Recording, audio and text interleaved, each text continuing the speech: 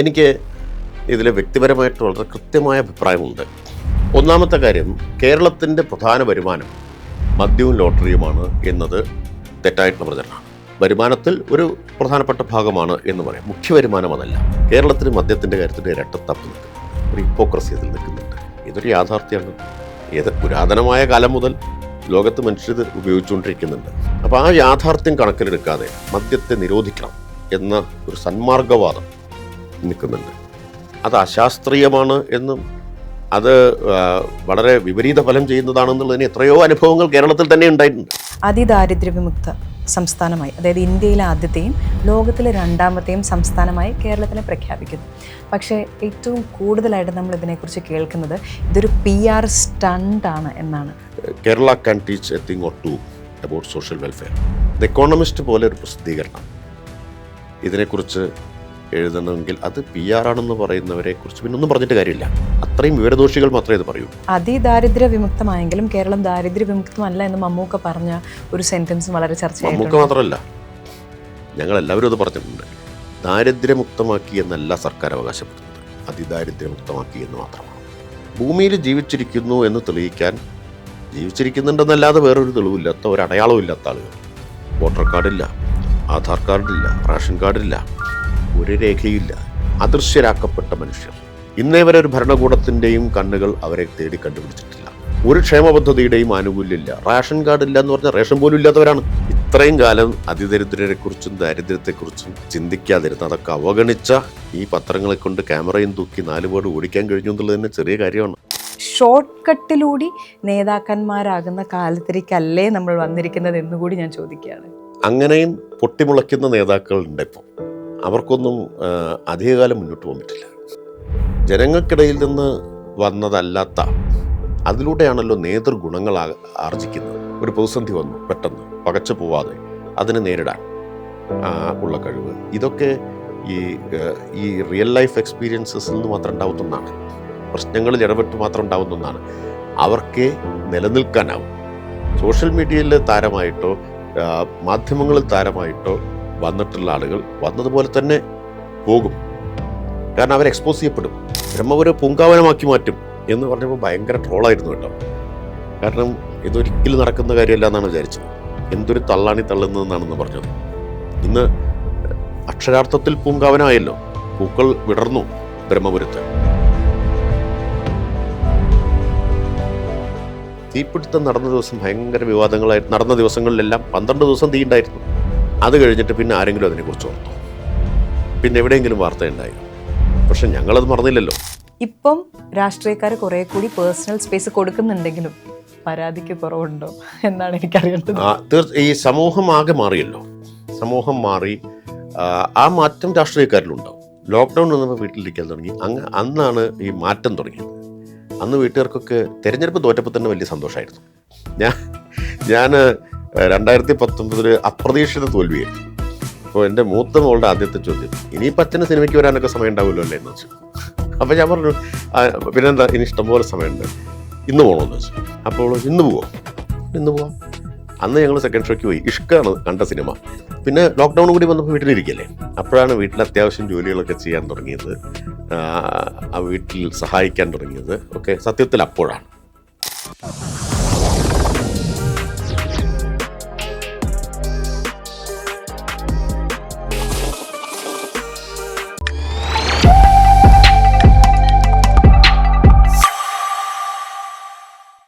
കേരളത്തിൻ്റെ വികസന ദിശയും ജനക്ഷേമ പദ്ധതികളും ശക്തമായി മുന്നോട്ട് കൊണ്ടുപോകുന്ന നമ്മുടെ സംസ്ഥാനത്തിൻ്റെ ഭരണത്തിലൊരു മുഖ്യ പങ്ക് വഹിക്കുന്ന ഒരു അതിഥിയാണ് ഇന്ന് Saina South Plus presents life behind the mic പോഡ്കാസ്റ്റിൽ രേണുവിനൊപ്പം ഉള്ളത്. ഇദ്ദേഹം ഒരു MP ആയിരുന്നു, MLA ആണ്, മന്ത്രി കൂടിയാണ്. ജനിച്ചത് പഞ്ചാബിലാണ്, അച്ഛൻ പട്ടാളക്കാരനായിരുന്നു. ഇദ്ദേഹത്തിന് യാത്രയും ഭക്ഷണവുമാണ് ഏറെ ഇഷ്ടം. 24 രാജ്യങ്ങൾ സഞ്ചരിച്ചു കഴിഞ്ഞു. എൻ്റെ അതിഥി എന്നെ നോക്കുന്നുണ്ട്. സർ, സ്വാഗതം. ശ്രീ MP രാജേഷാണെന്ന് നമുക്കൊപ്പമുള്ളത്. സർ, ഇത്രയും സാറിനെ കുറിച്ച് ഞങ്ങൾ കേട്ടിട്ടുണ്ട്. പക്ഷേ ഇതിൽ ഏറ്റവും ഇൻട്രസ്റ്റിംഗ് ആയിട്ടുള്ള ഫാക്ടേഴ്സിലൊന്ന്, താങ്കൾ 38ാമത്തെ വയസ്സിൽ MP ആകുന്നു. അതുവരെ സംഘടനാ പ്രവർത്തനങ്ങളിൽ തന്നെയായിരുന്നു. ഇപ്പോൾ MP ആവുക എന്ന് പറയുമ്പോൾ ആളുകളുടെ മനസ്സിലേക്ക് പെട്ടെന്ന് വരുന്ന ചില കാര്യങ്ങളുണ്ട്. അതായത് ലൈഫ് പെട്ടെന്ന് അങ്ങ് ചേഞ്ചായി, 5 കൊല്ലത്തേക്ക് സെറ്റായി, ഭയങ്കരമായ ആനുകൂല്യങ്ങൾ, വലിയ സാമ്പത്തികമായിട്ടുള്ള ഒരു അഭിവൃദ്ധി, പേഴ്സണൽ സ്റ്റാഫ്, ഇത് ഭയങ്കര ഒരു മാറ്റം. എൻ്റെ ക്യൂരിയോസിറ്റിയിൽ നിന്ന് ഞാൻ ചോദിക്കുകയാണ്, ശരിക്കും ഈ പറയുന്ന അത്രയും വലിയൊരു സാമ്പത്തിക അഭിവൃദ്ധി അല്ലെങ്കിൽ ലൈഫ് സെറ്റാണോ MP ആയി കഴിയുമ്പോൾ? അതിന് മുമ്പ് ഞാൻ ജീവിച്ചത് എങ്ങനെയാണെന്നും അതിന് ശേഷം ജീവിച്ചത് എങ്ങനെയാണെന്നും നോക്കിയാൽ മതി. അത് നാട്ടുകാർക്ക് അറിയാമല്ലോ. അവിടെ ഇങ്ങനെ ഒരുപാട് തെറ്റായിട്ടുള്ള ധാരണകൾ, അതിശയോക്തിപരമായിട്ടുള്ള പ്രചരണങ്ങളൊക്കെ ഈ MP, MLA എന്നിവരെക്കുറിച്ചൊക്കെ നടക്കുന്നുണ്ട്. ഞാൻ 10 കൊല്ലം MP ആയ അനുഭവത്തിൽ നിന്ന് പറയാം. ഇന്ത്യയിലെ ഏറ്റവും ദരിദ്രരായ MP മാർ കേരളത്തിൽ നിന്നായിരിക്കും. ഞങ്ങൾ സാധാരണ തമാശയായിട്ട് പറയുകയും നമ്മളെല്ലാം BPL MP മാരാണ്. വേറൊരു കാറ്റഗറി ഉണ്ട്, IPL MP മാർ, പ്രീമിയർ ലീഗിലെ MP മാർ എന്ന് പറഞ്ഞ് ഇന്ത്യൻ പാർലമെൻറ്റിലെ ലോക്സഭ എടുത്താലും രാജ്യസഭ എടുത്താലും 545 പേര് ഇവിടെ, അവിടെ 240 ഉണ്ടല്ലോ. ബഹുഭൂരിപക്ഷവും ബില്യനേഴ്സാണ് ബഹുഭൂരിപക്ഷവും. അപ്പോൾ അവർ MP എന്ന നിലയിൽ കിട്ടുന്ന ആനുകൂല്യങ്ങൾ കൊണ്ട് അങ്ങനെ ആയവരല്ല. അവർ ബിസിനസ്സുകാരാണ്. ബിസിനസ്സുകാരായിട്ട് രാഷ്ട്രീയത്തിലേക്ക് വരുന്നു, രാഷ്ട്രീയത്തെ ഉപയോഗിച്ച് ബിസിനസ് വളർത്തുകയും ചെയ്യുന്നു. രണ്ടുമുണ്ട്. അവർക്കൊരു ഇൻവെസ്റ്റ്മെൻറ്റാണ് രാഷ്ട്രീയത്തിൽ. അപ്പോൾ ആ കാറ്റഗറിയിൽ വരുന്നവരല്ല നമ്മളാരും. പിന്നെ ഞങ്ങളെ സംബന്ധിച്ച്, കമ്മ്യൂണിസ്റ്റുകാരെ സംബന്ധിച്ച് വേറൊരു കാര്യം കൂടിയുണ്ട്. ഞങ്ങൾക്ക് MP എന്നതിൽ കിട്ടുന്ന ആനുകൂല്യം വ്യക്തിഗതമായിട്ട് എടുക്കാൻ പറ്റില്ല. അത് പാർട്ടിക്കുള്ളതാണ്. പാർട്ടി നിശ്ചയിക്കുന്ന ഒരു അലവൻസാണ് ഞങ്ങൾ ഉപയോഗിക്കുന്നത്. അത് ഭേദപ്പെട്ട, കാരണം ഈ ചുമതലകൾ നിർവഹിക്കാൻ പറ്റുന്ന ഒരു അലവൻസ് വേണമല്ലോ. അതുകൊണ്ട് പൂർണ്ണമായിട്ട് MP-ക്ക് കിട്ടുന്ന എല്ലാ ആനുകൂല്യവും നേരെ വ്യക്തിഗതമായിട്ടല്ല പോവുക. പലർക്കും അറിയാത്തൊരു കാര്യമാണ്. അതുകൊണ്ടാണ് ഇതൊരു വേറെ പാർട്ടിയാണെന്ന് ഞങ്ങൾ പറയുന്നത്. ഇപ്പോൾ ഞങ്ങൾക്ക് കിട്ടുന്ന താമസ സ്ഥലം പോലും പൂർണ്ണമായിട്ടും MP-ക്കല്ല. അതും നമ്മൾ പാർട്ടിക്ക് കൊടുക്കും. പാർട്ടി അവിടെ നിന്ന് ഒരു താമസ സ്ഥലം നമുക്ക് അലോട്ട് ചെയ്ത് തരും. അപ്പോൾ നമ്മൾ കേൾക്കുന്ന, എഴുതി കിട്ടുന്ന, അല്ലെങ്കിൽ നമ്മൾ സോഷ്യൽ മീഡിയയിൽ കാണുന്ന പോലെയല്ല. അതായത് ഒരു MP ആയി കഴിയുന്ന പുറകെ തന്നെ പേഴ്സണൽ സ്റ്റാഫായി, പിന്നെ വിളിച്ചു കഴിഞ്ഞിട്ടുണ്ടെങ്കിൽ തന്നെ പിന്നെ വിളിച്ചാൽ കിട്ടത്തില്ല, വേറൊരു ലെവലിലാണ്. അതിന് എന്നെ വിളിച്ചപ്പോൾ ആരാ ഫോൺ എടുത്തതെന്ന് നോക്കിയാൽ മതിയല്ലോ. ഇപ്പം ഞാൻ MP അല്ല, മന്ത്രിയാണ്. ആരായിരുന്നു ഫോൺ എടുത്തത് എന്ന് നോക്കിയാൽ പോരെ. അപ്പോൾ ഇങ്ങനെയുള്ള കുറേ സോഷ്യൽ മീഡിയയിൽ പിന്നെ ഇങ്ങനെ പല പ്രചരണങ്ങളും നടക്കുന്നുണ്ടല്ലോ. സോഷ്യൽ മീഡിയയിൽ ഈ പെരുപ്പിച്ച കാര്യങ്ങളല്ലേ അവതരിപ്പിച്ചുകൊണ്ടിരിക്കുക. എനിക്ക് MP ആയിരിക്കുമ്പോൾ ഒരുപാട് രസകരമായിട്ടുള്ള അനുഭവങ്ങളുണ്ട്. ഞാനൊരിക്കൽ ട്രെയിനിൽ യാത്ര ചെയ്യാണ്. നമ്മുടെ പാലക്കാട്ടിൽ നിന്ന് കോഴിക്കോട്ടേക്ക് വേണ്ടി ഇൻ്റർസിറ്റിയിലാണ് യാത്ര ചെയ്തുകൊണ്ടിരിക്കുന്നത്. അപ്പോൾ TT വന്ന് സംസാരിക്കുന്നതൊക്കെ കണ്ട് ആന്ധ്രയിൽ നിന്നുള്ള കുറച്ച് അയ്യപ്പ ഭക്തന്മാർ എൻ്റെ അടുത്ത് വന്നിട്ട് പരിചയപ്പെട്ട് അവർക്ക് ഭയങ്കര അത്ഭുതം. അവർ ഫോട്ടോ എടുക്കട്ടെ എന്ന് ചോദിച്ചു. അവസാനം ഒരു കാര്യം പറഞ്ഞു, ഞങ്ങളുടെ നാട്ടിലൊന്നൊരു MP ട്രെയിനിൽ യാത്ര ചെയ്യുന്നത് കാണാൻ പറ്റില്ല, ഇന്നേ വരെ കണ്ടിട്ടില്ല. MP-മാരൊക്കെ ട്രെയിനിൽ യാത്ര ചെയ്യുമോ? അവർക്ക് അത്ഭുതമാണ്. ഇപ്പോൾ കേരളത്തിൽ ഈ വ്യത്യാസമുണ്ട്. കേരളത്തിലെ ജനപ്രതിനിധികൾ എന്നുള്ളത്, അതുകൊണ്ട് ഞാൻ പറഞ്ഞത് നമ്മൾ BPL ആണ് എന്ന് ഞങ്ങൾ അഭിമാനത്തോടെയാണ് കേട്ടോ പറയാറുള്ളത്. അഭിമാനത്തോടെയാണ്. മറ്റവരെ നിങ്ങൾക്ക് പലരും സ്വന്തമായിട്ട് എയർക്രാഫ്റ്റ് ഉള്ളവരാണെന്ന് അവരെ ഉപയോഗിക്കുന്ന വാഹനങ്ങൾ, ഇപ്പോൾ പാർലമെൻറ്റിൽ ഞങ്ങളുള്ളപ്പോൾ കാണാം, അവരെല്ലാം ഉപയോഗിക്കുന്ന വാഹനങ്ങൾ എന്ന് പറഞ്ഞാൽ കോടികൾ വിലമതിക്കുന്ന വാഹനങ്ങളാണ്. ഞങ്ങൾ സാധാരണ എന്താ ചെയ്യുന്നതെന്നറിയോ? പാർലമെൻറ്റിൽ ഈ സ്വന്തമായിട്ട് വാഹനമില്ലാത്ത MP-മാർക്ക് ഒരു ട്രാൻസ്പോർട്ട് ഡെസ്ക് ഉണ്ട്. അവിടുന്ന് 10 രൂപ കൊടുത്താൽ ഒരു വണ്ടി വരും, നമ്മളെ എവിടെയാണെന്ന് വെച്ചാൽ അവിടെ ഡ്രോപ്പ് ചെയ്യും. ആ വണ്ടി ഉപയോഗിക്കുന്ന ആൾക്കാരാണ് ഞങ്ങളല്ല. അപ്പോൾ അതുകൊണ്ട് ഇങ്ങനെ സാധാരണക്കാരായ ജനപ്രതിനിധികൾ ഇന്ത്യയിൽ അവശേഷിക്കുന്നുണ്ടെങ്കിൽ അത് കേരളത്തിലാണ്. കോൺസെപ്റ്റ് കംപ്ലീറ്റ് ആയിട്ട് ഞാൻ പറഞ്ഞ അതൊരു തച്ചുടച്ച പോലെയാണ് സാർ ഇപ്പം മറുപടി പറഞ്ഞപ്പോൾ മനസ്സിലാവുന്നത്. ഇപ്പം സാറിനെ കുറിച്ച് പറഞ്ഞിട്ടുണ്ടെങ്കിൽ സാറ് സത്യപ്രതിജ്ഞ ചെയ്ത് പിറ്റേ ദിവസം സ്പീക്കറും കൂടി ആവുകയാണ്. അതൊരു അപൂർവ നേട്ടമാണ്. മാനസികമായി അതിന് സാറ് തയ്യാറെടുത്തിരുന്നു എന്നൊക്കെ ഉള്ളത് സാറിന് മാത്രം അറിയാവുന്നൊരു കാര്യമാണ്. പക്ഷേ ഈ സ്പീക്കർ എന്ന് പറയുന്ന ആൾ അവിടെ ഒരു സഭ അധ്യക്ഷൻ, നാഥൻ എന്നതിലുപരി നിഷ്പക്ഷനാവണമെന്നത് നിർബന്ധമുള്ളൊരു കാര്യമാണ്. പക്ഷെ നമുക്കൊക്കെ നമ്മുടെ ഐഡിയോളജീസ് ഉണ്ട്. അങ്ങനെയുള്ള ഐഡിയോളജീസ് വെച്ച് നമ്മൾ സ്പീക്കറായിട്ടിരിക്കാനായിട്ട്, നിഷ്പക്ഷനാവാനായിട്ട് സാധിക്കുമോ എന്നതൊരു ചോദ്യം. രണ്ടത് എത്രത്തോളം ബുദ്ധിമുട്ടാണ് അല്ലെങ്കിൽ എളുപ്പമാണ്? അത് അത്ര ബുദ്ധിമുട്ടുള്ള കാര്യമല്ല. കാരണം ഞാൻ എൻ്റെ നിലപാട് സ്പീക്കറായിട്ട് തന്നെ തീരുമാനിച്ച് സത്യപ്രതിജ്ഞയ്ക്ക് മുമ്പേ പറഞ്ഞിട്ടുണ്ട്, മാധ്യമങ്ങളോട് പറഞ്ഞു. അന്ന് പലർക്കും അത് അത്ര ദഹിച്ചില്ല, അല്പം വിവാദം ഉണ്ടായി. ഞാൻ പറഞ്ഞു, ഞാൻ രാഷ്ട്രീയം പറയാതിരിക്കില്ല. സ്പീക്കറാണെന്നതുകൊണ്ട് രാഷ്ട്രീയം പറയാൻ പാടില്ലെന്നില്ല. രാഷ്ട്രീയം പറയും. നിയമസഭയിൽ തന്നെ സ്പീക്കറായി ചെയറിലിരുത്തിയ ശേഷം മുഖ്യമന്ത്രിയും പ്രതിപക്ഷ നേതാവും കക്ഷി നേതാക്കളും ഒരു അഭിനന്ദിച്ചുകൊണ്ടുള്ളൊരു ഉപചാര പ്രസംഗമുണ്ട്. ആ പ്രസംഗത്തിൽ പ്രതിപക്ഷ നേതാവ് ഇത് ഉദ്ധരിച്ച് വിമർശിച്ചു. ആദ്യത്തെ പ്രസംഗത്തിലാണെന്ന് നോക്കണം. ഞാൻ സ്പീക്കറായിട്ട് ആ കസേരയിൽ ഇരുന്നിട്ടേ ഉള്ളൂ. ആ പ്രസംഗത്തിൽ പ്രതിപക്ഷ നേതാവിൽ നിന്ന് വിമർശനം വന്നു. സാധാരണഗതിയിൽ അത് കാരണം പ്രതിപക്ഷത്തിന് കൂടി സ്വീകാര്യനാവണമല്ലോ സ്പീക്കർ. അപ്പം ആദ്യം തന്നെ പ്രതിപക്ഷ നേതാവ് അങ്ങയുടെ പ്രസ്താവന വളരെ നിർഭാഗ്യകരമായി പോയി. സ്പീക്കർ പദവിയുടെ ഒരു പാരമ്പര്യമുണ്ട്, അത് രാഷ്ട്രീയ സ്പീക്കർമാരാരും പറഞ്ഞിട്ടില്ല എന്നൊക്കെ പറഞ്ഞ് അദ്ദേഹം വിമർശിച്ചു. അല്പം ഞാനൊന്ന് പകച്ചുപോയി. പക്ഷെ മറുപടി പ്രസംഗത്തിൽ ഞാൻ വ്യക്തത വരുത്തി. ഞാനത് പറഞ്ഞിട്ടുണ്ട്, അതിപ്പോഴും പറയുന്നു. രാഷ്ട്രീയം ഞാൻ പറയുക തന്നെ ചെയ്യും. പക്ഷേ അങ്ങ് ധരിക്കുന്നത് പോലെ കക്ഷി രാഷ്ട്രീയമല്ല. രാഷ്ട്രീയത്തിൻ്റെ ഒരു പരിമിതമായിട്ടുള്ള വൃത്തം മാത്രമാണ് കക്ഷി രാഷ്ട്രീയം.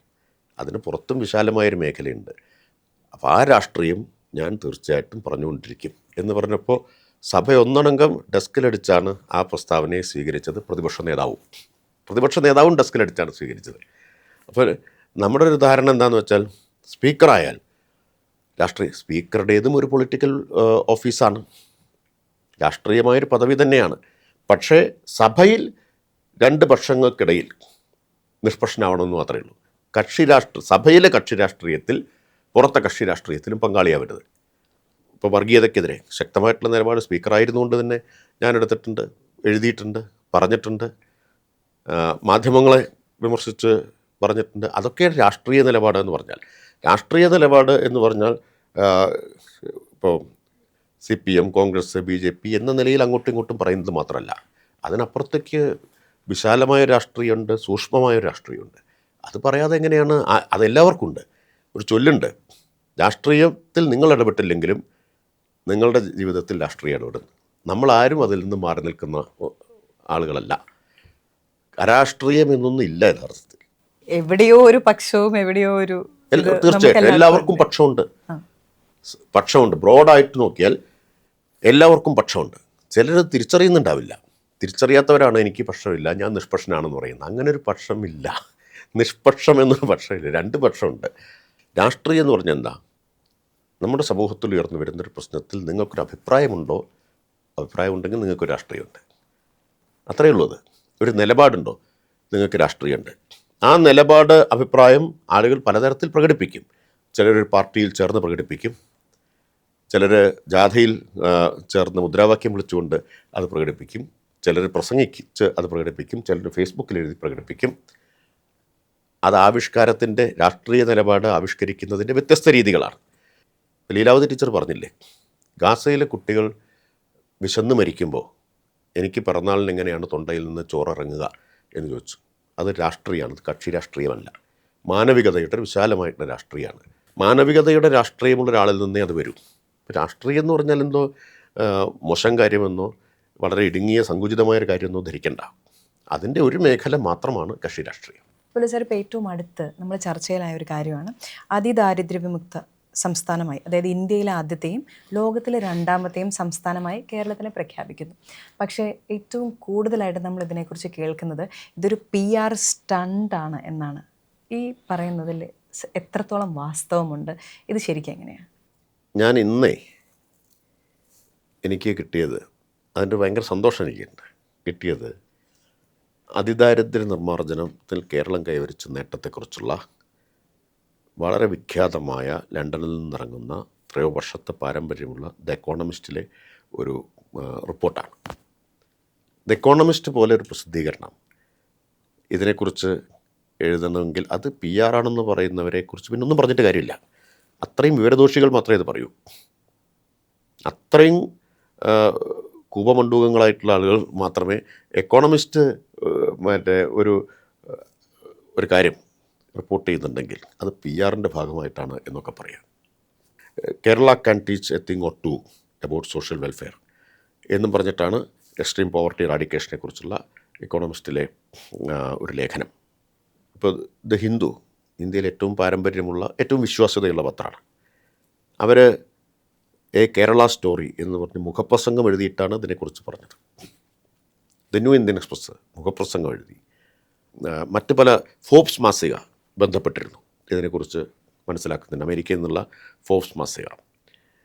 അപ്പോൾ ആഗോള മാധ്യമങ്ങളാകെ ഇത് ശ്രദ്ധിക്കുകയാണ്. ഈ ആഗോള മാധ്യമങ്ങളൊക്കെ ഏതെങ്കിലും പി ആറിൻ്റെ ഭാഗമായിട്ട് ചെയ്യുന്നവരല്ല. കാരണം ഇതിനെക്കുറിച്ച് അറിയുന്ന എല്ലാവർക്കും അറിയാം. ഇപ്പോൾ ഈ അജ്ഞത ഒരലങ്കാരമായിട്ട് കൊണ്ടു നടക്കുന്നവർക്ക് ഇതൊക്കെ പറയാം. പക്ഷേ ഈ മാധ്യമങ്ങളെക്കുറിച്ചും അവയുടെ വിശ്വാസ്യതയെക്കുറിച്ചും ക്രെഡിബിലിറ്റിയെക്കുറിച്ചും അറിയുന്നവരാരും പറയില്ല. ഇപ്പോൾ എക്കോണമിസ്റ്റിലെ ആ ലേഖനം കണ്ട സമയത്ത്, ഇന്നാണ് കണ്ടത്, മുഴുവൻ വായിക്കാൻ പറ്റിയിട്ടില്ല, എനിക്ക് ഓർമ്മ വന്നത് നമ്മുടെ നാട്ടിലെ കുറച്ച് വിദഗ്ധർ എടുത്ത സമീപനമായിരുന്നു. ഞങ്ങളാണ് ഏറ്റവും വലിയ വിദഗ്ധർ എന്ന് കരുതുന്ന ആളുകൾ അവരെടുത്ത സമീപനവും എക്കോണമിസ്റ്റ് പോലെ അവരൊരു ആധികാരികമായിട്ടല്ലാതൊരു കാര്യം റിപ്പോർട്ട് ചെയ്യുന്നവരല്ലല്ലോ എക്കോണമിസ്റ്റ് പോലെ. ഇനി അവരാണെങ്കിൽ ഇടതുപക്ഷമാണോ? അതുമല്ല. അവർ എന്താ പറയുക, ക്യാപിറ്റലിസ്റ്റ് ജിഹ്വ എന്ന് പറയാവുന്ന ഒന്നാണ്. ലോക മുതലാളിത്തത്തിൻ്റെ ഒരു നാവാണ് യഥാർത്ഥത്തിൽ എക്കോണമിസ്റ്റ് എന്ന് പറയുന്ന ഒരു പ്രസിദ്ധീകരണം. അപ്പോൾ അത് ഇടതുപക്ഷത്തിന് വേണ്ടി പി ആർ ചെയ്യുന്നവരല്ല അവരാരും. അപ്പോൾ ആ നിലയിൽ സാർവദേശീയമായ അംഗീകാരം കിട്ടിയതാണ്. ഇപ്പോൾ ചൈനീസ് അംബാസഡറുടെ അഭിനന്ദന സന്ദേശം വന്നു. കാരണം എന്താ അറിയുമോ, അവർ പറഞ്ഞു ചൈനയാണ് ആദ്യമായിട്ട് ഇത് കൈവരിച്ചത്, ചൈനയ്ക്ക് ശേഷം ഒരു പ്രദേശത്ത് ഇത് വരുന്നു എന്നതിൽ സന്തോഷം, അഭിനന്ദനങ്ങൾ. ഇന്നലെ ഞാൻ കണ്ടൊരു വീഡിയോ, വളരെ പ്രസിദ്ധമായൊരു ടോക്ക് ഷോയിൽ ലോകപ്രസിദ്ധ ചിന്തകനും എഴുത്തുകാരനുമായിട്ട് ഡോക്ടർ വിജയ് പ്രസാദ് ഉണ്ട്. കൊളംബിയ യൂണിവേഴ്സിറ്റിയിലെ പ്രൊഫസറായിരുന്നു അദ്ദേഹം. ഇപ്പോൾ അവിടെ ഒന്നുമില്ല, അദ്ദേഹം അമേരിക്കയിലാണ്. അപ്പോൾ അദ്ദേഹം പറയുന്നുണ്ട്, ഇവിടെ യു എസിൽ അതിദരിദ്രരെ നമുക്ക് കാണാം, വീടില്ലാത്തവർ, തെരുവിൽ കിടന്നുറങ്ങുന്നവരുമൊക്കെ ആയിട്ടുള്ള അതിദരിദ്രരെ കാണാം.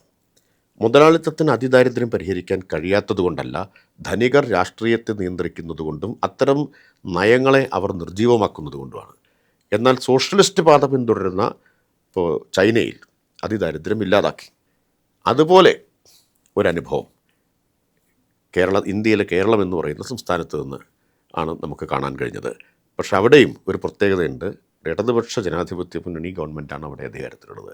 അപ്പോൾ എന്തുകൊണ്ടാണ് ഈ ഇടതുപക്ഷം നേതൃത്വം കൊടുക്കുന്ന സ്ഥലങ്ങളിൽ ഇത് സാധ്യമാവുന്നത് എന്ന ചോദ്യം അദ്ദേഹം ഉയർത്തുകയാണ്. അതിൻ്റെ രാഷ്ട്രീയത്തെക്കുറിച്ച് അദ്ദേഹം പറയുന്നത്. ഡോക്ടർ വിജയ് പ്രസാദിനെ പോലുള്ള ആളുകൾ അത് ഈ അന്താരാഷ്ട്ര വേദികളിൽ ഇതിന്ന് ചർച്ച ചെയ്യപ്പെടുന്നു, കേരളം കൈവരിച്ച ഈ നേട്ടം എന്ന് നമ്മൾ കാണണം. അതൊന്നും പി ആറിൻ്റെ ഭാഗമായിട്ട് ചെയ്യുന്നതല്ല. അപ്പോൾ അങ്ങേയറ്റത്തെ അസഹിഷ്ണുത കൊണ്ട് മാത്രം ആണ് ഇത്തരം ആക്ഷേപങ്ങളൊക്കെ പറയുന്നത്. ഇതിനോട് ചേർന്ന് തന്നെ ഒരു വാചകവും സോഷ്യൽ മീഡിയയിൽ വളരെ ട്രെൻഡിങ് ആയിട്ട് വന്നിരുന്നു.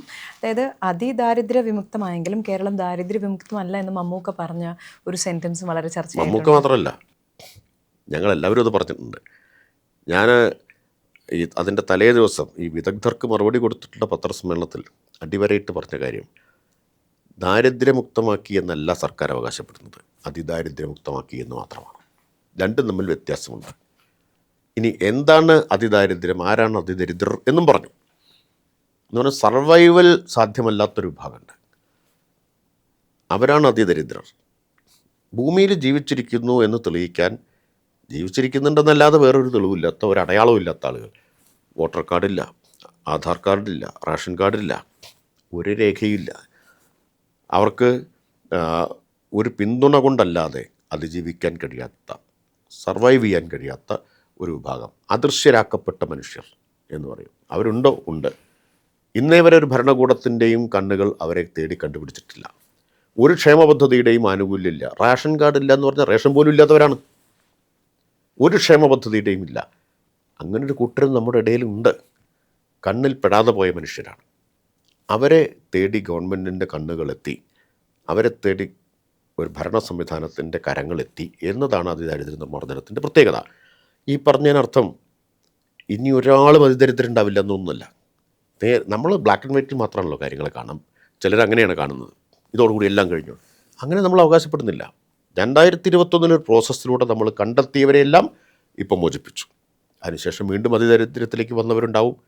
അതിന് തുടർ പദ്ധതി നമ്മൾ പ്രഖ്യാപിച്ചു കഴിഞ്ഞു. കാരണം ഈ മനുഷ്യർ ഏത് സന്ദർഭത്തിലും ദാരിദ്ര്യത്തിലേക്കോ അതിദാരിദ്ര്യത്തിലേക്കോ ഒക്കെ വഴുതി വീഴാം.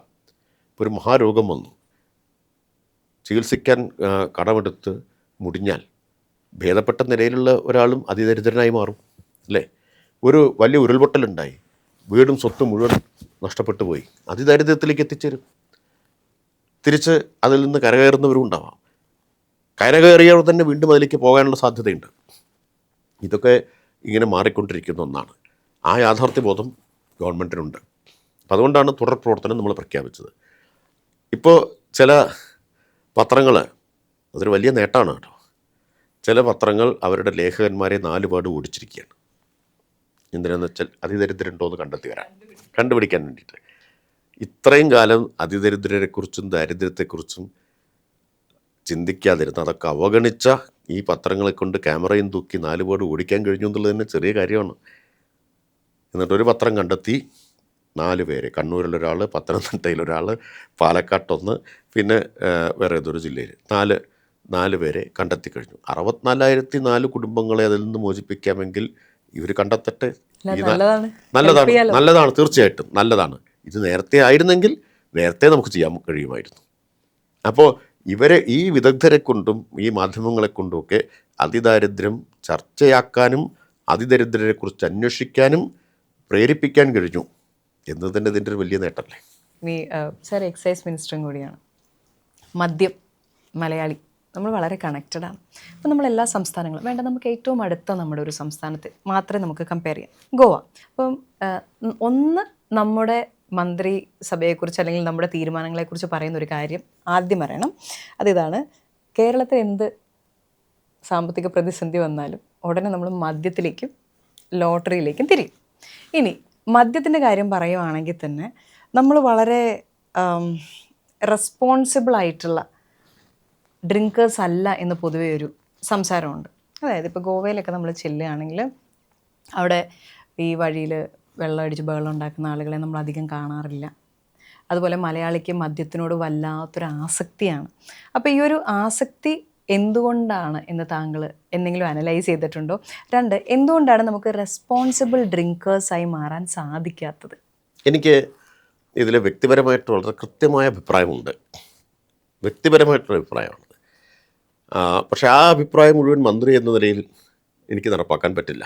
ഞാൻ നടപ്പാക്കുന്നത് ഇടതുപക്ഷ ജനാധിപത്യ മുന്നണിയുടെ നയം ആണ്.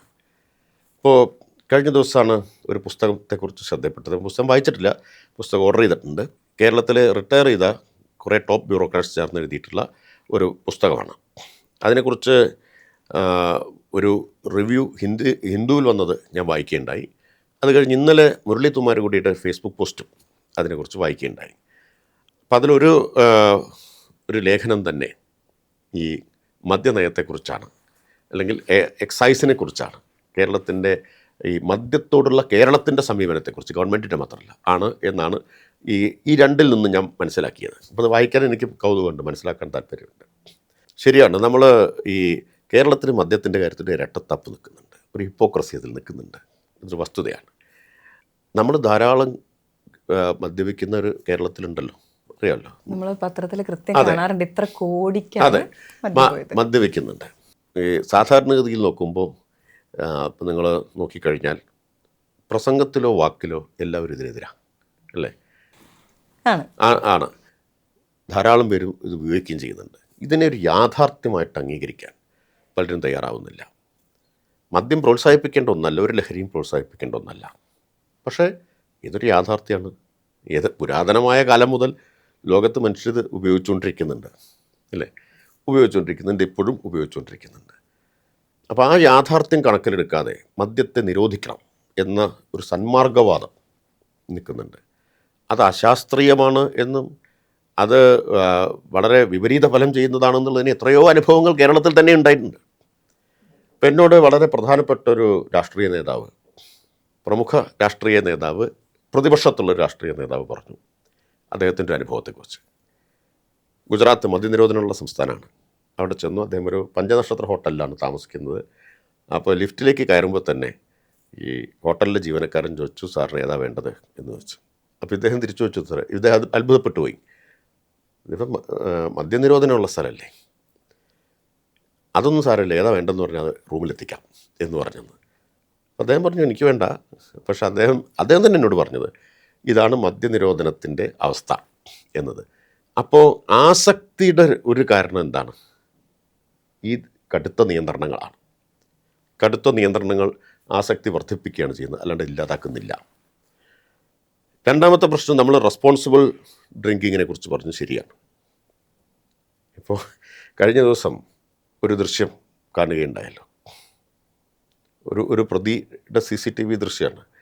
അപ്പോൾ ഒരു ബാറിൽ കയറി കുറ്റകൃത്യത്തിന് മുമ്പ് പ്രതി മദ്യപിച്ചു എന്ന് പോലീസ് കണ്ടെത്തി. ആ CCTV ദൃശ്യം പുറത്തു വന്നപ്പോൾ അപ്പോൾ പ്രതി മദ്യപിക്കുന്നത് ഈ ചുക്കുവെള്ളം കുടിക്കുന്നത് പോലെയാണ്.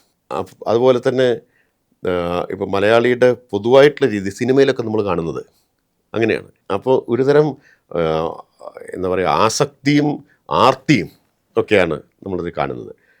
പിന്നെ മൂക്കുമുട്ടായി കുടിക്കുക എന്നുള്ള ഒരു പ്രവണത, ഇതെല്ലാം എല്ലാവരിലും ഉണ്ടെന്നല്ല, പക്ഷെ പൊതുവായിട്ടതുണ്ട്. എന്നിട്ട് പ്രശ്നം ഉണ്ടാക്കുക, സംഘർഷം ഉണ്ടാക്കുക, വഴക്കുണ്ടാക്കുക, ഇതുണ്ടാവുന്നു. പക്ഷേ ലോകത്തെ പല പരിഷ്കൃത സമൂഹങ്ങളിലും ഇങ്ങനെയല്ല എന്നാണ് പലരും ചൂണ്ടിക്കാണിക്കുന്നത്. പ്രത്യേകിച്ച് വിദേശത്തൊക്കെ ജോലി ചെയ്യുന്ന ആളുകൾ, ലോകം ധാരാളം കണ്ടിട്ടുള്ള ആളുകൾ. അതുകൊണ്ട് അവർ പറയുന്നത് ഇത്തരം നിയന്ത്രണങ്ങളാണ് ഇതിന് കാരണം. ഈ പുസ്തകത്തിലത് പറയുന്നു എന്നാണ് പറഞ്ഞത്. മദ്യത്തിൻ്റെ ലഭ്യത ഇല്ലാതാക്കിയിട്ടല്ല ഇതിനെ, ഈ പ്രശ്നത്തെ പരിഹരിക്കാൻ കഴിയുക എന്നൊരു വാദം ഉണ്ട്. അപ്പോൾ ആ വാദം തീർത്തും തള്ളിക്കളയേണ്ട ഒരു വാദമല്ല. നമ്മൾ ഇത്തരം സമീപനങ്ങൾ, മദ്യത്തോടുള്ള നമ്മുടെ മനോഭാവത്തെ ഒരു പുനരാലോചനയ്ക്ക് വിധേയമാക്കേണ്ടതുണ്ട്. അന്ധമായിട്ട് ഒരു യാഥാർത്ഥ്യത്തെ നമ്മൾ നിഷേധിച്ചതുകൊണ്ട് അത് യാഥാർത്ഥ്യമല്ലാതാവുമോ എന്ന് നമ്മൾ ആലോചിക്കേണ്ട ഒരു കാര്യമാണ്. ഇനി ഞാൻ നേരത്തെ പറഞ്ഞൊരു കാര്യത്തിലേക്ക് തിരിച്ചു വരികയാണ്. അപ്പം നമ്മൾ കേരളത്തിൽ നമ്മൾ പൊതുവെ പറയാറുണ്ട്, എന്ത് സാമ്പത്തിക പ്രശ്നം നമുക്കുണ്ടായാലും നേരെ നമ്മൾ മദ്യത്തിലേക്കും ലോട്ടറിയിലേക്കും തിരിയാം. അപ്പം മദ്യത്തിന് വില കൂട്ടുന്നു, അങ്ങനെ പൊതുവെ പറയാറുണ്ട്. അപ്പം ഞാൻ എൻ്റെ ഒരു ക്യൂരിയോസിറ്റിയിൽ നിന്നും ചോദിക്കുകയാണ്, ശരിക്കും അങ്ങനെ നമ്മൾ ശരിക്കും ഇത് ചെയ്യുന്നുണ്ടോ? അതായത് അങ്ങനെ വന്നു കഴിയുമ്പോൾ മദ്യത്തിന് ഒന്ന് വില കൂട്ടുന്നത്, രണ്ട് അങ്ങനെ ചെയ്ത് ഇനിയിപ്പോൾ അങ്ങനെ വരുന്ന ഇതിൻ്റെ നമുക്ക് പൈസ കൂടുതൽ വരുമ്പോൾ നമുക്ക് വകുപ്പ് മാറ്റി വേറെ കാര്യങ്ങൾക്ക് ഉപയോഗിക്കാൻ സാധിക്കുമോ, അതോ ഇത് വെറും അപവാദമാണോ? ഒന്നാമത്തെ കാര്യം, കേരളത്തിൻ്റെ പ്രധാന വരുമാനം മദ്യവും ലോട്ടറിയുമാണ് എന്നത് തെറ്റായിട്ടുള്ള പ്രചരണമാണ്. തെറ്റായ പ്രചരണമാണ്. അത് മുഖ്യ വരുമാനം അതല്ല. അത് വരുമാനത്തിൽ ഒരു പ്രധാനപ്പെട്ട ഭാഗമാണ് എന്ന് പറയാം. മുഖ്യ വരുമാനം അതല്ല. അതിനെ മാത്രം ആശ്രയിച്ചിട്ടല്ല. മറ്റ് ധാരാളം ഇനങ്ങളിൽ നമ്മുടെ വരുമാനം വർദ്ധിച്ചിട്ടുണ്ട്. ഇപ്പോൾ ഒറ്റ കാര്യം നോക്കാം. ഈ കഴിഞ്ഞ 5 വർഷം LDF സർക്കാരിൻ്റെ കാലത്ത് നികുതി വരുമാനത്തിൽ റെക്കോർഡ് വർധനവുണ്ടായതാണ്. തനത് നികുതി വരുമാനത്തിൽ, state on tax revenue, SOTR എന്ന് പറയും, സംസ്ഥാനത്തിൻ്റെ തനത് നികുതി വരുമാനം ഗണ്യമായ വർധനവുണ്ടായി. അത് മദ്യം ലോട്ടറി കൊണ്ടല്ല. ലോട്ടറി പിന്നെ നികുതി വരുന്നതല്ല, നികുതി മാത്രമല്ലല്ലോ അതിൽ നിന്നുള്ള. മദ്യത്തിൻ്റെ നികുതി വരുമാനം വർദ്ധിച്ചതുകൊണ്ടല്ല യഥാർത്ഥത്തിൽ ഇത്രയും വർധനവ് ഉണ്ടായിട്ടുള്ളത്. മറ്റ് മേഖലകളിൽ നിന്ന് നികുതി വരുമാനം നമുക്ക് വർദ്ധിപ്പിക്കാൻ കഴിഞ്ഞിട്ടുണ്ട്. യഥാർത്ഥത്തിൽ നമുക്ക് തനത് വരുമാനം വർദ്ധിപ്പിക്കാൻ പറ്റിയതുകൊണ്ടാണ് കേന്ദ്രം ഇത്രയും ദ്രോഹിച്ചിട്ടും നമ്മൾ പിടിച്ചു നിൽക്കുന്നത്. ഇത്രയും ദ്രോഹിച്ചിട്ടും പിടിച്ചു നിൽക്കുന്നുണ്ടല്ലോ. പിടിച്ചു നിൽക്കുന്നത് നമ്മുടെ തനത് വരുമാനം വർദ്ധിപ്പിച്ചതുകൊണ്ടാണ്. ഇപ്പോൾ ഒരു താരതമ്യം പറയാം. ഇപ്പോൾ ബീഹാറിൻ്റെ ആകെ വരുമാനത്തിൻ്റെ 75% കേന്ദ്രം കൊടുക്കുന്ന വിഹിതമാണ്. കേരളത്തിൽ ആകെ വരുമാനത്തിൻ്റെ 25% കേന്ദ്രവിഹിതം, ബാക്കി 75% നമ്മുടേതാണ്. അപ്പോൾ നമ്മൾ പിടിച്ചു നിൽക്കുന്നത് നമ്മുടെ നികുതി വരുമാനം വർദ്ധിപ്പിച്ചിട്ടാണ്. അപ്പോൾ അതിൽ ഇത് കാലാകാലങ്ങളായിട്ടുള്ള പ്രചരണമാണ്. ഈ കണക്കുകളിപ്പോൾ എൻ്റെ കൈവശമല്ല, ഞാൻ നിയമസഭയിൽ ഈ കണക്കുകളൊക്കെ പറഞ്ഞിട്ടുണ്ട്. ഇപ്പോൾ വലിയ തോതിൽ മാറിക്കൊണ്ടിരിക്കുന്ന, വളർന്നുകൊണ്ടിരിക്കുന്ന ഒരു സംസ്ഥാനമാണ്. കേരളത്തിൻ്റെ സമ്പദ്ഘടനയും കൂടുതൽ ശക്തമാണ്. ഇപ്പോൾ നമ്മുടെ GDP 10 ലക്ഷം കോടി കവിഞ്ഞല്ലോ. അപ്പോൾ അതുപോലെ പ്രതിശീർഷ വരുമാനത്തിൽ ഇന്ത്യയിൽ ഏറ്റവും മുന്നിൽ നിൽക്കുന്ന 5 സംസ്ഥാനങ്ങളിലൊന്നാണ് കേരളം. ആ സാമ്പത്തികമായിട്ടുള്ള വളർച്ചയും കുതിപ്പും ഒക്കെ നികുതി വരുമാനത്തിലും പ്രതിഫലിച്ചിട്ടുണ്ട്, അല്ലാണ്ട് മദ്യം കൊണ്ട് മാത്രമല്ല. പിന്നെ മദ്യത്തിൻ്റെ വില കഴിഞ്ഞ 4 കൊല്ലമായിട്ട് കൂട്ടിയിട്ടില്ല. യഥാർത്ഥത്തിൽ നികുതി കുറച്ച് സബ്സിഡി നിരക്കിൽ കൊടുക്കേണ്ട ഒരു കാര്യമാണ് മദ്യം എന്നുള്ള അഭിപ്രായം എനിക്കില്ല. അതില്ലല്ലോ, അതാർക്കുണ്ടാവാൻ കഴിയില്ല. ഇപ്പോൾ തദ്ദേശ തിരഞ്ഞെടുപ്പ് വരികയാണ്. അപ്പോൾ ഈ ഡിസംബറിൽ വരുന്ന ഒരു തിരഞ്ഞെടുപ്പിനെ കുറിച്ച് LDFൻ്റെ കാഴ്ചപ്പാട്, വീക്ഷണം, എന്തൊക്കെ പ്രതീക്ഷകളാണുള്ളത്? ഞങ്ങളെല്ലാം അനേകം തിരഞ്ഞെടുപ്പ് കണ്ടിട്ടുണ്ട്. ഞാൻ ഒരു 18 വയസ്സ് മുതൽ തിരഞ്ഞെടുപ്പ് പ്രവർത്തനങ്ങൾ പങ്കാളിയായിട്ടുള്ള ആൾ, എല്ലാ തലത്തിലും സാധാരണ പ്രവർത്തകനായി, അതുപോലെ ഒരു ബൂത്തിൻ്റെ സെക്രട്ടറിയായി, അങ്ങനെ എല്ലാ തലത്തിലും പ്രവർത്തിച്ചിട്ടുണ്ട്. സ്ഥാനാർത്ഥിയുമായിട്ട് പ്രവർത്തിച്ചിട്ടുണ്ട്. ഇതുവരെ ഒരു തെരഞ്ഞെടുപ്പിലും ജനങ്ങളെ അഭിമുഖീകരിച്ചതിനേക്കാൾ ആത്മവിശ്വാസത്തോടെയും അഭിമാനത്തോടെയും ആണ് ഈ തെരഞ്ഞെടുപ്പിൽ LDF ജനങ്ങളെ സമീപിക്കുക. എല്ലാ തെരഞ്ഞെടുപ്പിലും ആത്മവിശ്വാസത്തോടെയാണ്, പക്ഷേ ഇത് അതിലപ്പുറം ഒരു ആത്മവിശ്വാസവും അഭിമാനവും ധൈര്യവും ഒക്കെ ഈ തെരഞ്ഞെടുപ്പിൽ ജനങ്ങളെ അഭിമുഖീകരിക്കാനുണ്ട്. എന്താ കാരണം എന്നറിയോ? കാരണം എന്താണെന്ന് വെച്ചാൽ, ജനങ്ങൾക്ക് കൊടുത്ത വാക്ക് എല്ലാം പാലിച്ച ഒരു ഗവൺമെൻറ്റിൻ്റെ പ്രതിനിധിയായിട്ടാണ് വോട്ട് ചോദിക്കുന്നത് എന്നതാണ് ധൈര്യത്തിൻ്റെയും ആത്മവിശ്വാസത്തിൻ്റെയും അഭിമാനത്തിൻ്റെയും ഒക്കെ കാര്യം. ഇത്രയും വലിയ സാമ്പത്തിക ഞെരുക്കം കേന്ദ്ര ഗവൺമെൻറ് അടിച്ചേൽപ്പിച്ചു എന്ന് പറഞ്ഞാൽ എൻ്റെ ഒരു ഉദാഹരണം ഞാൻ പറയാം. മുണ്ടക്കൈ ചൂരൽമല ദുരന്തം ഉണ്ടായി. ലോകം നടുങ്ങിയൊരു ദുരന്തമായിരുന്നല്ലോ. 500-ലധികം ആളുകൾ മരിച്ചു. അവരുടെ മൃതശരീരം പോലും പൂർണ്ണമായും തിരിച്ചു കിട്ടിയില്ലല്ലോ. പല ശരീരാവശിഷ്ടങ്ങളായിട്ടാണ് വന്നത്. ആ ദുരന്തത്തെ നേരിടാൻ സഹായിക്കാത്ത, ചില്ലിക്കാശ് സഹായിക്കാത്തൊരു ഗവൺമെൻറ്റാണ്. ഹൈക്കോടതി പോലും രൂക്ഷമായിട്ടുള്ള ഭാഷയിൽ കേന്ദ്ര ഗവൺമെൻറ്റിനെ വിമർശിച്ചു. നിങ്ങൾ എന്തെങ്കിലും കൊടുക്കാൻ ഉദ്ദേശമുണ്ടോ എന്നാണ് ഹൈക്കോടതി ഒരിക്കൽ ചോദിച്ചത്. അത് അത്രത്തോളം ഒരു ശത്രുതാപരമായിട്ട് കേന്ദ്ര ഗവൺമെൻറ് നമ്മളോട് പെരുമാറുന്നു. അതിനെ നേരിട്ടിട്ട് കേരളം നമ്മുടെ സമ്പദ്ഘടനയെ ഉലയാതെ കൊണ്ടുപോയി. ഇവർ ഉണ്ടാക്കിയ ഈ ദ്രോഹം, സൃഷ്ടിച്ച ദ്രോഹമൊക്കെ മറികടന്ന് കേരളം ഒന്ന് സ്റ്റേബിളായപ്പോൾ ആദ്യം ചെയ്തത് എന്താ?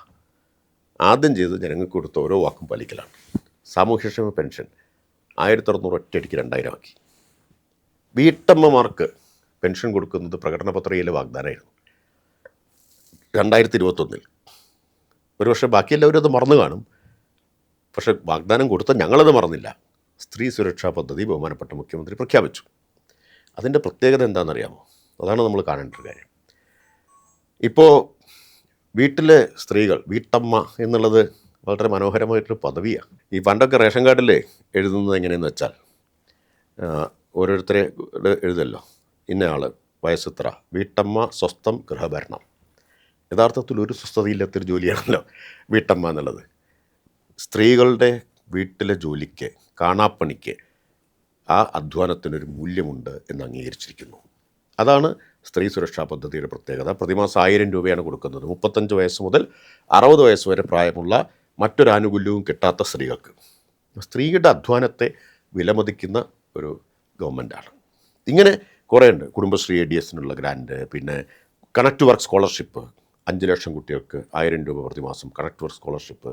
അപ്പോൾ കൊടുത്ത വാഗ്ദാനങ്ങളൊക്കെ പാലിക്കാനുള്ളതാണ്. പ്രകടന പത്രിക വോട്ട് തട്ടാനുള്ളതല്ല, അത് കഴിഞ്ഞാലും ഓർമ്മിക്കാനും നടപ്പാക്കാനുമുള്ളതാണ് എന്ന് തെളിയിച്ചൊരു ഗവൺമെൻറ്റിന് വേണ്ടിയിട്ടല്ലേ ഞങ്ങൾ വോട്ട് ചോദിക്കുന്നത്. ഇപ്പോൾ LDF-നെ കുറിച്ച് ഞാൻ അതിലേക്ക് തിരികെ വരികയാണെങ്കിൽ, LDF മുന്നണി അത് മുന്നോട്ട് ഇപ്പോൾ നമ്മൾ പോകുന്ന ഈ ഒരു വേളയിൽ ശ്രീ പിണറായി വിജയൻ എന്ന് പറയുന്ന നേതാവ് അങ്ങനെ ഒരു കേന്ദ്ര ബിന്ദുവിൽ ആണ് നമ്മൾ ഈ മുന്നണി ഇപ്പോൾ മുന്നോട്ട് പോയിക്കൊണ്ടിരിക്കുന്നത്.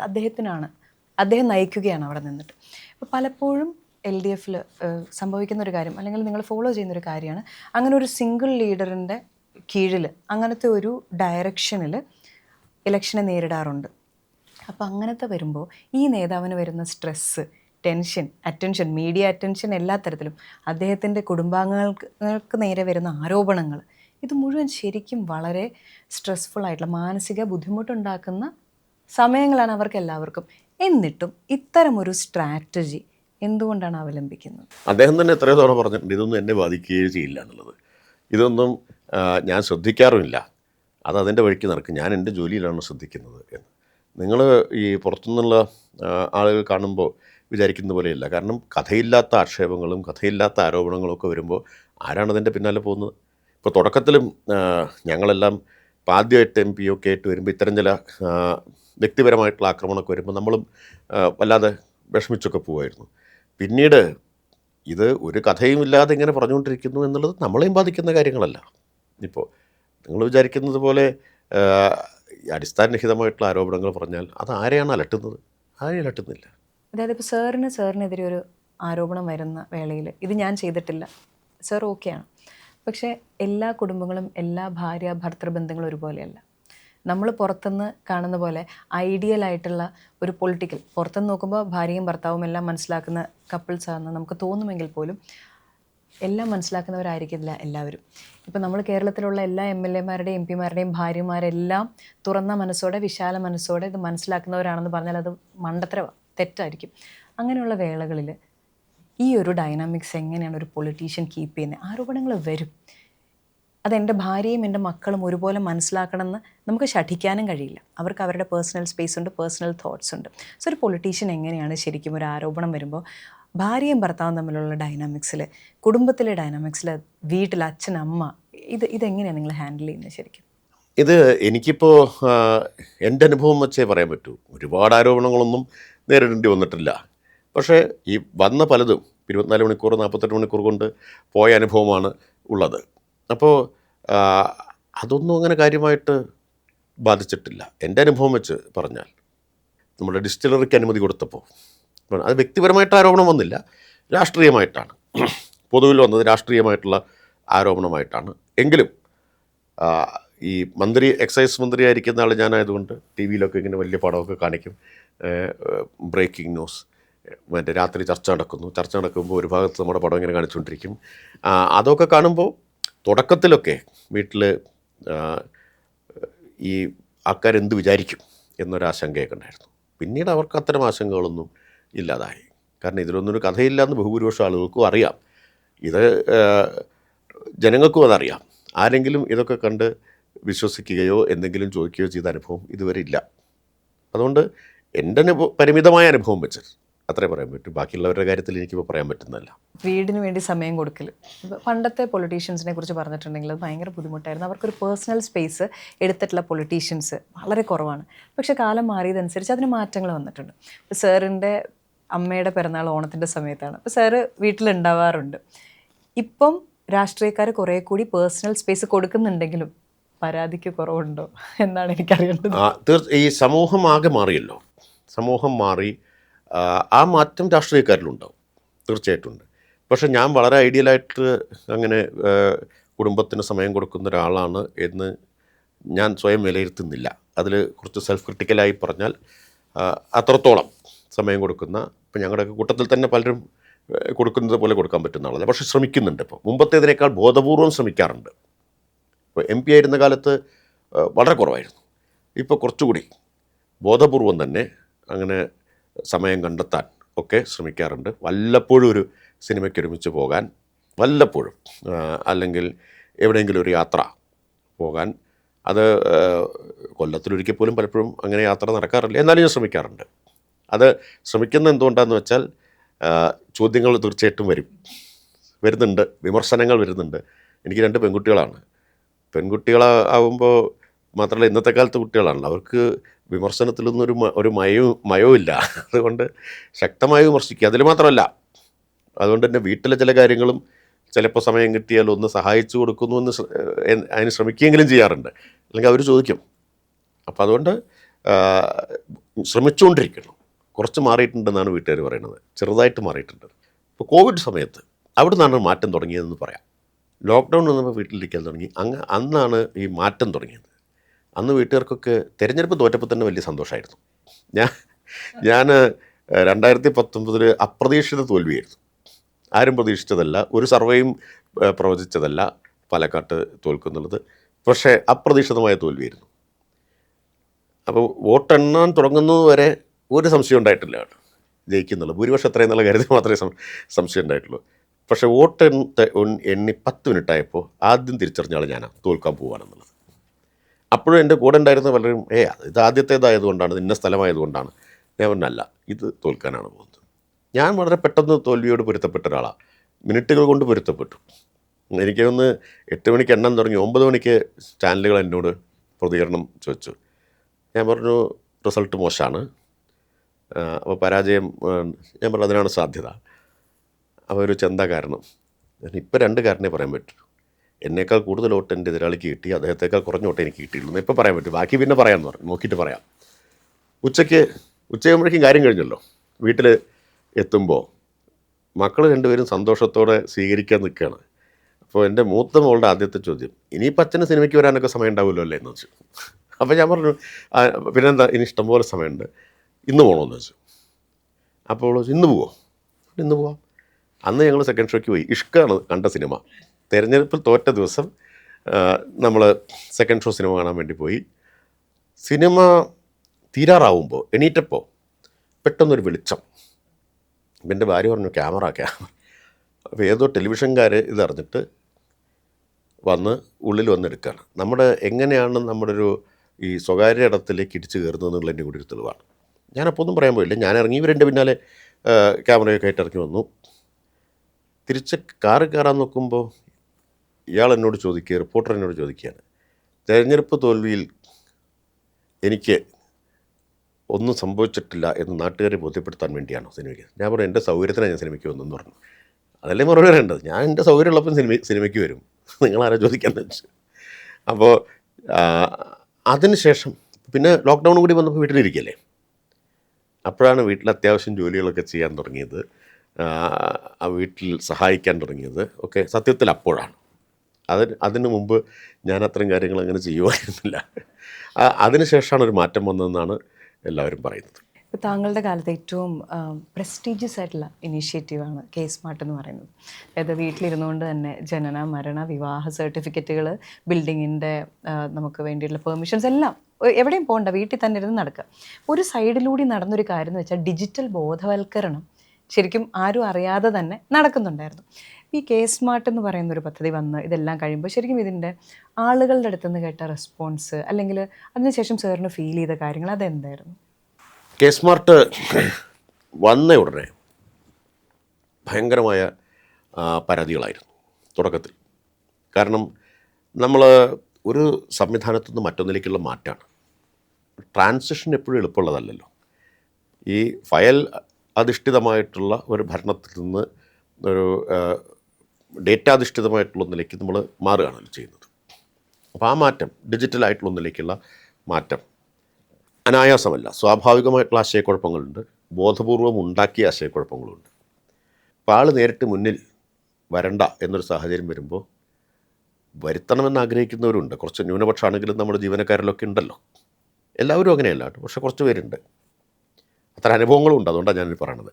ഇപ്പോൾ കെ സ്മാർട്ടിൽ വന്ന അപേക്ഷ സാധാരണഗതിയിൽ അപ്പം തന്നെ അപ്രൂവ് ചെയ്യേണ്ടതാണ്. പക്ഷേ എന്ത് ചെയ്തതെന്നറിയാമോ? ഒരു സ്ഥലത്ത്, എറണാകുളം ജില്ലയിലാണ്, അതിൽ അപേക്ഷയിൽ നമ്പർ എടുത്തിട്ട് അപേക്ഷകനെ ഫോണിൽ വിളിക്കുകയാണ് ഒരു ജീവനക്കാരി. എന്നിട്ട് പറഞ്ഞു കെ സ്മാർട്ടൊക്കെ ആകെ കുഴപ്പമാണ്, ഇതിൽ അപേക്ഷിച്ച് കാത്തിരുന്ന് നിങ്ങളുടെ കാര്യം നടക്കില്ല, അതുകൊണ്ട് നേരിട്ട് വന്നിട്ട് ഒരു വെള്ളക്കടലാസിൽ അപേക്ഷ എഴുതി തരുന്നുണ്ട്. അപ്പോൾ കെട്ടിടം പൊളിക്കാൻ വേണ്ടിയിട്ടാണ്. കെട്ടിടം പൊളിക്കാൻ അനുമതി ആവശ്യമില്ല, ഇൻറ്റിമേഷൻ മാത്രം മതി. ഇൻറ്റിമേഷൻ ഓൺലൈനായിട്ട് കൊടുത്താൽ ഉടമയ്ക്ക് സ്വന്തം കെട്ടിടം പൊളിക്കാം. ഉടമയ്ക്ക് ഇതറിയില്ല. അപ്പോഴാണ് അയാളോട് പറയുന്നത് നാളെ വരൂ. ഈ പാവം വെള്ളക്കടലാസിൽ അപേക്ഷയായിട്ട് പിറ്റേ ദിവസം പോയി. അപ്പോൾ ഈ ജീവനക്കാരി പോയി കൊടുത്തു. എന്താ പറഞ്ഞു, നിങ്ങൾ ഒരാഴ്ച കഴിഞ്ഞിട്ട് വരും. 4 തവണ നടത്തിയപ്പോൾ ഇയാൾ പരാതി വേറൊരാളോട് പറഞ്ഞു. അയാൾക്കിതറിയാം. അയാൾ എന്നെ വിളിച്ചു. ഞാൻ എൻ്റെ ഓഫീസിൽ നിന്ന് അന്വേഷിക്കാൻ ഏൽപ്പിച്ചു. ഓഫീസിൽ നിന്ന് ഒരൊറ്റ കോൾ പോയി. അവർ പറഞ്ഞു അയ്യോ അത് അബദ്ധം പറ്റിയതാണ്, നിങ്ങൾക്ക് പൊളിച്ചോളൂ കേട്ടോ എന്ന് പറഞ്ഞു. ഇപ്പം അങ്ങനെയുള്ള ആൾക്കാരുണ്ട്. എന്ന് വെച്ചാൽ ഈ എന്തിനാ ആൾ മുന്നിൽ വരണം എന്നുള്ള താല്പര്യത്തിൻ്റെ കാര്യം എന്താ അറിയാമല്ലോ, അറിയാമല്ലോ. അതെ, കഷ്ടപ്പെടുത്തുക മാത്രമല്ല, ആൾ മുന്നിൽ വന്നാലേ ഇങ്ങോട്ട് കിട്ടാനുള്ളത് കിട്ടും എന്നുള്ളതാണല്ലോ അതിൻ്റെ കാര്യം. അങ്ങനെ ബോധപൂർവം ശ്രമിച്ച ചിലരുണ്ട്, ബോധപൂർവം ശ്രമിച്ച ന്യൂനപക്ഷം. പക്ഷെ ഒരു ന്യൂനപക്ഷം മതി. കൈക്കൂലി ഒരുപാട് അതെ, അതാ ഞാൻ പറഞ്ഞത്. തുടക്കത്തിലെ കാര്യം ഇപ്പം ഇങ്ങനെ സംഘടിത പ്രചരണം വന്നു, മാധ്യമങ്ങളെ തെറ്റിദ്ധരിപ്പിച്ചു. കെ സ്മാർട്ട് വന്നതോടുകൂടി എല്ലാം തകരാറായിപ്പോയി എന്ന്. അപ്പോൾ ആ ഒരു 5-6 മാസം ഭയങ്കര, അന്നാണെങ്കിൽ ലോക്സഭാ തെരഞ്ഞെടുപ്പിൻ്റെ തൊട്ട് മുമ്പാണ്. ഇപ്പോൾ തെരഞ്ഞെടുപ്പിൻ്റെ സമയം കൂടിയാവുമ്പോൾ ഇതിൻ്റെ ഒരു സമ്മർദ്ദം കൂടുമല്ലോ. ഇപ്പോൾ ഫോണോട് ഫോൺ പരാതി, ഇത് പഴയതായിരുന്നു നല്ലത്, ഇത് വന്നപ്പോൾ ആകെ പ്രശ്നമായി എന്നൊക്കെ പറഞ്ഞിട്ട്. കാരണം ആൾക്കാർക്ക് ഇത് ഉപയോഗിക്കാൻ അറിയില്ല, ജീവനക്കാർക്കും പൂർണ്ണമായിട്ട് എല്ലാവർക്കും അറിയാത്തത് കൊണ്ട് ഉണ്ട്. ബോധപൂർവ്വമല്ല, എല്ലാവരും ബോധപൂർവ്വം ചെയ്തൊരു ന്യൂനപക്ഷമുണ്ട്. ഇപ്പം ഞാൻ എൻ്റെ കെ സ്മാർട്ട് ടീമുമായിട്ട് നിരന്തരമായിട്ട് മീറ്റിംഗ് വിളിച്ചുകൊണ്ടിരിക്കുക. അപ്പോൾ അവരെനിക്ക് അഷ്വർ ചെയ്തു. അവർ എന്നോട് പറഞ്ഞു സാർ ഈ പ്രശ്നം നമുക്ക് പരിഹരിക്കാൻ പറ്റും. ഓരോ കാര്യവും സാങ്കേതികമായിട്ടുള്ള കാര്യമൊക്കെ അവർ വിശദീകരിച്ച് നമുക്കിത് പരിഹരിക്കാം. പലതും അവർ പറഞ്ഞു. ഇപ്പോൾ നമ്മുടെ മുമ്പിൽ വന്ന പരാതി പലതും ഇത് സിസ്റ്റത്തിൻ്റെ പ്രശ്നമേ അല്ല, ആളുകൾക്ക് അറിയാത്തതുകൊണ്ടുള്ള പ്രശ്നമാണ്, അല്ലെങ്കിൽ അപേക്ഷ തെറ്റിപ്പോയതാണ്, അപേക്ഷയിൽ പൂർണ്ണമായ വിവരങ്ങൾ ഉൾക്കൊള്ളിക്കാത്തതാണ്, ഇങ്ങനെയൊക്കെയുള്ള കാര്യങ്ങളാണ്. കഴിഞ്ഞ കേസ്മാർട്ട് വന്ന ശേഷം ഒരു കൊല്ലത്തിനിടയിൽ 70,937 വിവാഹ രജിസ്ട്രേഷൻ വീഡിയോ KYC വഴിയാണ് നടന്നത്. ഓൺലൈനായിട്ടാണ് നടന്നിട്ടുള്ളത്. ഇനി ഞാനൊരു രഹസ്യം പറയാം. എൻ്റെ വിവാഹം ഞാൻ രജിസ്റ്റർ ചെയ്തത് കേസ്മാർട്ട് വന്ന ശേഷമാണ്. കേസ്മാർട്ട് വന്ന ശേഷമാണ് ഞങ്ങൾ ഒരുമിച്ച് ഒരു ലാപ്ടോപ്പ് എടുത്ത് ഓൺലൈനായിട്ട് അപേക്ഷിച്ച്. കാരണം പലതവണ അന്ന് ഒരുമിച്ച് പോകണേ, സ്പെഷ്യൽ മാരേജ് ആക്ട് അനുസരിച്ച് രജിസ്റ്റർ ചെയ്യാനൊക്കെ ആദ്യം നോക്കി, നോട്ടീസ് കൊടുത്തു. പിന്നെ ഒരുമിച്ച് പോകണ്ടേ, മുനിസിപ്പാലിറ്റിയിൽ രജിസ്റ്റർ ചെയ്യാൻ വിട്ടുപോയി. അപ്പം ഇങ്ങനെ അത് നടന്നില്ല. കേരളത്തിലെ ആദ്യത്തെ ഈ വീഡിയോ KYC വഴിയുള്ള രജിസ്ട്രേഷൻ നടന്നത് ഭർത്താവ് കാനഡയിൽ, ഭാര്യ മാനന്തവാടിയിൽ. കാനഡയിൽ സൂര്യൻ ഉദിച്ചാൽ മാനന്തവാടിയിൽ അസ്തമിക്കും, ഇവിടെ ഉദിച്ചാൽ അവിടെ അസ്തമിക്കും. 2 ടൈം സോണിലാണ്, ലോകത്തിൻ്റെ 2 അറ്റത്താണ്. അവിടെ ഇരുന്നുകൊണ്ടല്ലേ വിവാഹം രജിസ്റ്റർ ചെയ്തത്. കപ്പലിലിരുന്നിട്ടല്ലേ. കല്യാണം കഴിഞ്ഞ് ഭർത്താവ് ഷിപ്പിലാണ് ജോലിക്ക് കയറി, നടുക്കടലിലിരുന്നിട്ടല്ലേ ഭാര്യ നാട്ടിലും വിവാഹം രജിസ്റ്റർ ചെയ്തത്. അത് വലിയ വാർത്തയായി, നാഷണൽ അറ്റൻഷനുള്ള വാർത്തയായി. ഇന്ത്യൻ എക്സ്പ്രസ് പോലൊരു പത്രം മുഖപ്രസംഗം എഴുതി, no your couple Kerala's digital revolution എന്ന് പറഞ്ഞിട്ട് മുഖപ്രസംഗം എഴുതുകയുണ്ടായി. നിർഭാഗ്യവശാൽ നമ്മുടെ നാട്ടിലെ മലയാളം പത്രങ്ങൾ എന്താണെന്നറിയില്ല, ഇതൊന്നും മനസ്സിലാക്കുന്നില്ല, അവരറിഞ്ഞിട്ടില്ല, തിരക്കുകൊണ്ടായിരിക്കുന്നതാണ് ഞാൻ വിചാരിക്കുന്നത്. ഞാൻ മന്ത്രിയായ ഉടനെ വാട്സാപ്പ് ഒരു സ്ഥലത്ത് പ്രസംഗിച്ചു. തദ്ദേശ സേവനങ്ങൾ വേഗത്തിലാക്കും, കാര്യക്ഷമമാക്കും, ആളുകൾ നടന്ന് വലയേണ്ട സ്ഥിതി ഉണ്ടാക്കില്ല എന്നൊക്കെ പറഞ്ഞ് പ്രസംഗിച്ചു കഴിഞ്ഞപ്പോൾ ഒരു മെസ്സേജ് വന്നു ആ വാട്സാപ്പിൽ. പ്രസംഗം കഴിഞ്ഞിരുന്ന് ഫോൺ എടുത്ത് നോക്കുമ്പോഴാണ്. എന്താണെന്ന് വെച്ചാൽ, പ്രസംഗമൊക്കെ കൊള്ളാം, ഞാൻ എൻ്റെ വീടിൻ്റെ ബിൽഡിംഗ് പെർമിറ്റിന് വേണ്ടി അപേക്ഷിച്ചിട്ട് 3 മാസമായി. പല തവണ ഇന്ന കോർപ്പറേഷൻ സ്ഥലം പറയുന്നുണ്ട്, കയറി ഇറങ്ങി, ഇതുവരെ നടന്നിട്ടില്ല. ഓരോ തവണ അവിടെ കയറി ഇറങ്ങുമ്പോഴും ഒരു പന്നിപ്പടക്കമെങ്കിലും അങ്ങോട്ട് എറിയാൻ എനിക്ക് തോന്നാറുണ്ടെന്നാണ്. അപ്പോൾ അതാണ് സ്ഥിതി ഉണ്ടായിരുന്നത്. ഇപ്പോൾ കേസ്മാർട്ട് വന്ന് 1 വർഷം കഴിഞ്ഞപ്പോൾ ഒരു കണക്ക് ഞാൻ പറയാം.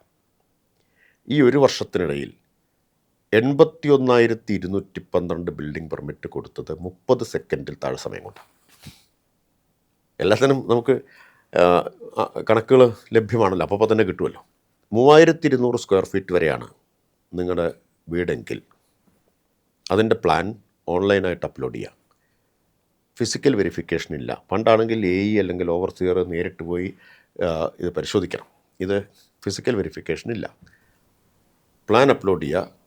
അപ്ലോഡ് ചെയ്ത് കഴിഞ്ഞാൽ പ്ലാൻ ചട്ടപ്രകാരമാണോ എന്ന് സോഫ്റ്റ്വെയറിൽ തന്നെയുള്ള റൂൾ എഞ്ചിനാണ് പരിശോധിക്കുന്നത്. മാനുവൽ ഇൻ്റർവെൻഷൻ ഇല്ല. സോഫ്റ്റ്വെയറിനൊരു പ്രത്യേകത എന്താണെന്ന് വെച്ചാൽ, ഈ സോഫ്റ്റ്വെയർ ആളെ നോക്കിയിട്ടല്ല,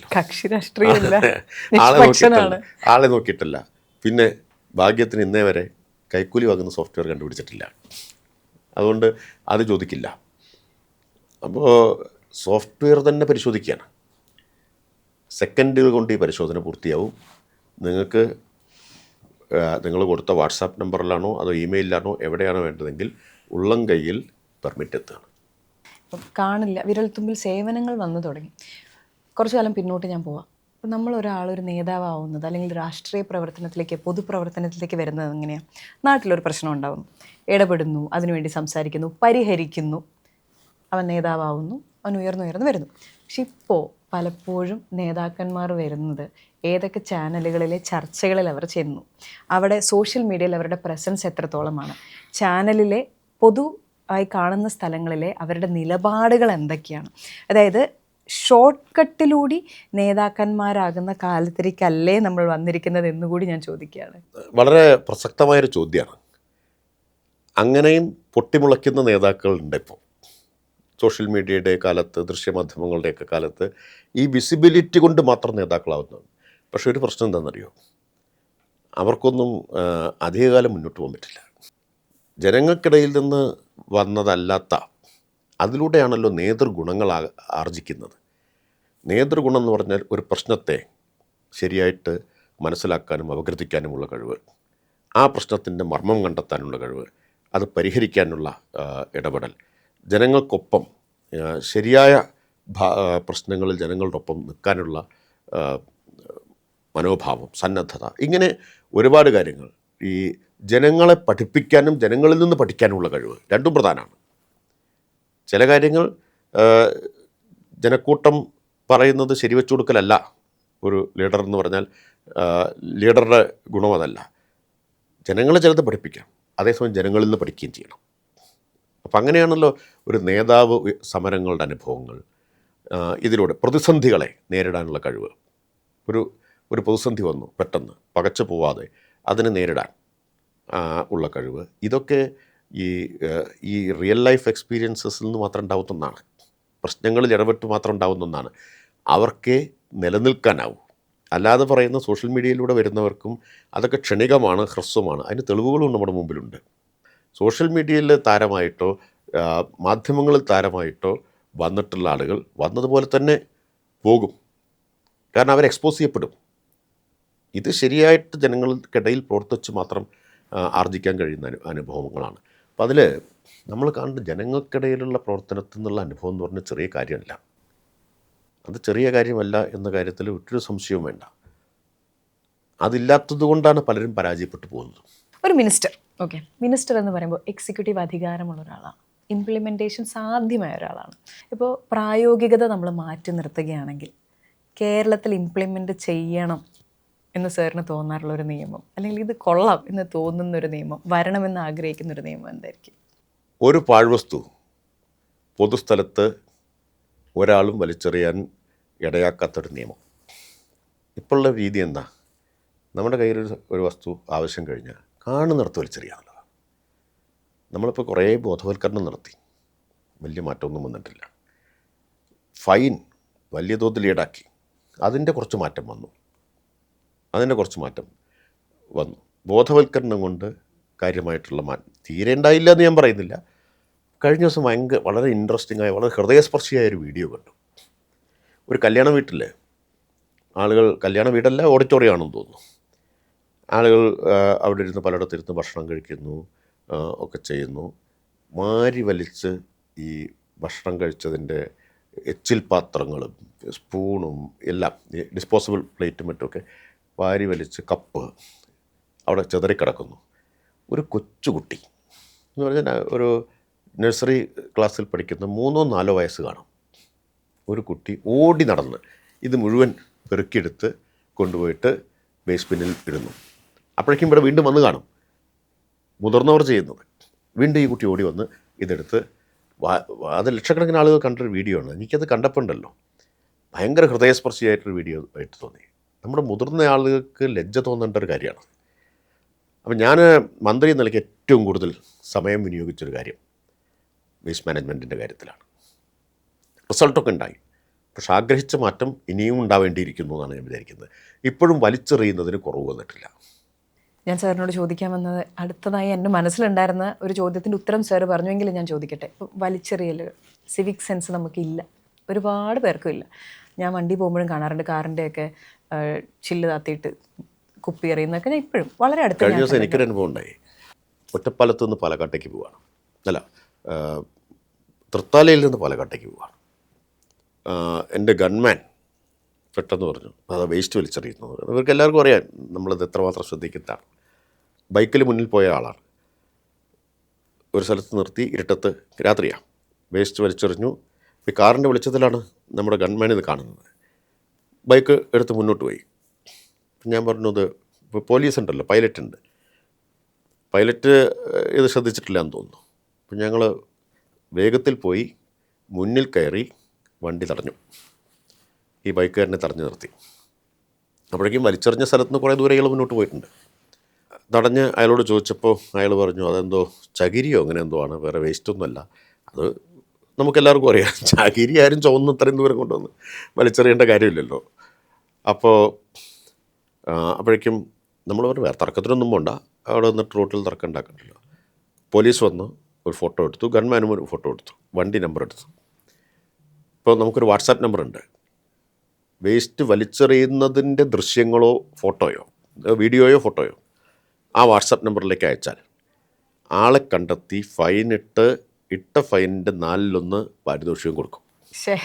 നിങ്ങൾ പോലും ഇത് അറിഞ്ഞിട്ടില്ല. അതാണ് 9446700800. ആ വാട്സാപ്പ് നമ്പറിലേക്ക് അയച്ചു കൊടുത്താൽ മതി.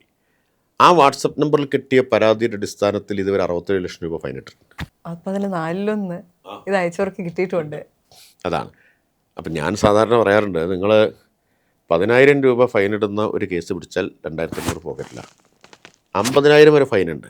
50,000 ഒറ്റ കേസ് പിടിച്ചാൽ പിന്നെ ഒരാഴ്ച ജോലിക്ക് പോയില്ലെങ്കിലും കുഴപ്പമില്ല. 12,500 കൈ കിട്ടും. നമുക്ക് ബിസിനസ് ഓപ്പർച്യൂണിറ്റി ഇല്ലെന്ന് ആരാ പറഞ്ഞു? അപ്പോൾ ഇത് ഏത് പൊതുജനങ്ങൾക്കും കൊടുക്കാം. ഒറ്റ കാര്യമുള്ളൂ, ആളെ ഐഡൻറ്റിഫൈ ചെയ്യാൻ പറ്റണം. ഒന്നുകിൽ വണ്ടിയുടെ നമ്പർ വേണം, അല്ലെങ്കിൽ ആളെ കിട്ടണം. പിന്നെ ഈ വലിച്ചെറിഞ്ഞ വേസ്റ്റിൻ്റെ പടം എടുത്ത് അയച്ചിട്ട് കാര്യമില്ല. ഓക്കെ, അപ്പോൾ ഇതൊരു കുറേ പേർക്ക് അറിയാം, എങ്കിലും ഇതൊരു ഇൻഫർമേഷൻ തന്നെയാണ്.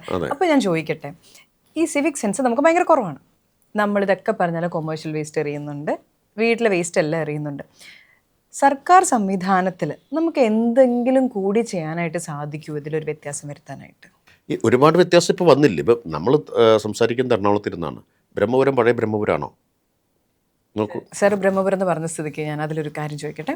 ഇപ്പോൾ ബ്രഹ്മപുരം എന്ന് പറയുന്നത്, ഞാൻ കൊച്ചിക്കാരി ആയതുകൊണ്ട് തന്നെ എന്നെ വളരെയധികം കൊല്ലങ്ങളോളം വിഷമിപ്പിച്ചൊരു പേരാണ്. ഞങ്ങൾ കൊച്ചിക്കാർക്ക് എല്ലാവർക്കും തന്നെ, അതിനടുത്ത് താമസിക്കുന്ന ആളുകൾക്ക് ഒരുപാട് ആരോഗ്യ പ്രശ്നങ്ങൾ ഉണ്ടാവുന്നുണ്ടായിരുന്നു. പക്ഷേ ആ ബ്രഹ്മപുരം ഇപ്പോൾ ഒരു ഹരിതഭൂമിയായി മാറുകയും അവിടെ നിന്നുള്ള ഫെർട്ടിലൈസേഴ്സ് നമ്മൾ എക്സ്പോർട്ട് ചെയ്യുകയും ചെയ്യുന്നുണ്ട്.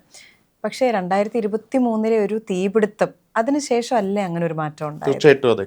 ആ ഒരു ഡിസിഷനിലേക്ക് നിങ്ങൾ എത്തി? ആണ്, അതിനെ ഒരു അവസരമാക്കിയിട്ട് മാറ്റുക ചെയ്തത്. അങ്ങനെ തന്നെ ഗവൺമെൻറ് പറഞ്ഞത്. ഞാൻ അടിയന്തര പ്രമേയത്തിന് മറുപടി പറഞ്ഞപ്പോൾ പറഞ്ഞു ഇതൊരു ആപത്താണ്, പക്ഷേ ഈ ആപത്തിനെ ഞങ്ങൾ അവസരമാക്കി മാറ്റും. ബ്രഹ്മപുരം മാത്രമല്ല, കേരളം മുഴുവൻ വൃത്തിയാക്കാൻ ബ്രഹ്മപുരം പൂങ്കാവനമാക്കി മാറ്റും എന്ന് പറഞ്ഞപ്പോൾ ഭയങ്കര ട്രോളായിരുന്നു കേട്ടോ. കാരണം ഇതൊരിക്കലും നടക്കുന്ന കാര്യമല്ല എന്നാണ് വിചാരിച്ചത്. എന്തൊരു തള്ളാണി തള്ളുന്നതെന്നാണെന്ന് പറഞ്ഞത്. ഇന്ന് അക്ഷരാർത്ഥത്തിൽ പൂങ്കാവനമായല്ലോ. പൂക്കൾ വിടർന്നു ബ്രഹ്മപുരത്ത്, പച്ചപ്പ് അവിടെ കാണാൻ പറ്റും.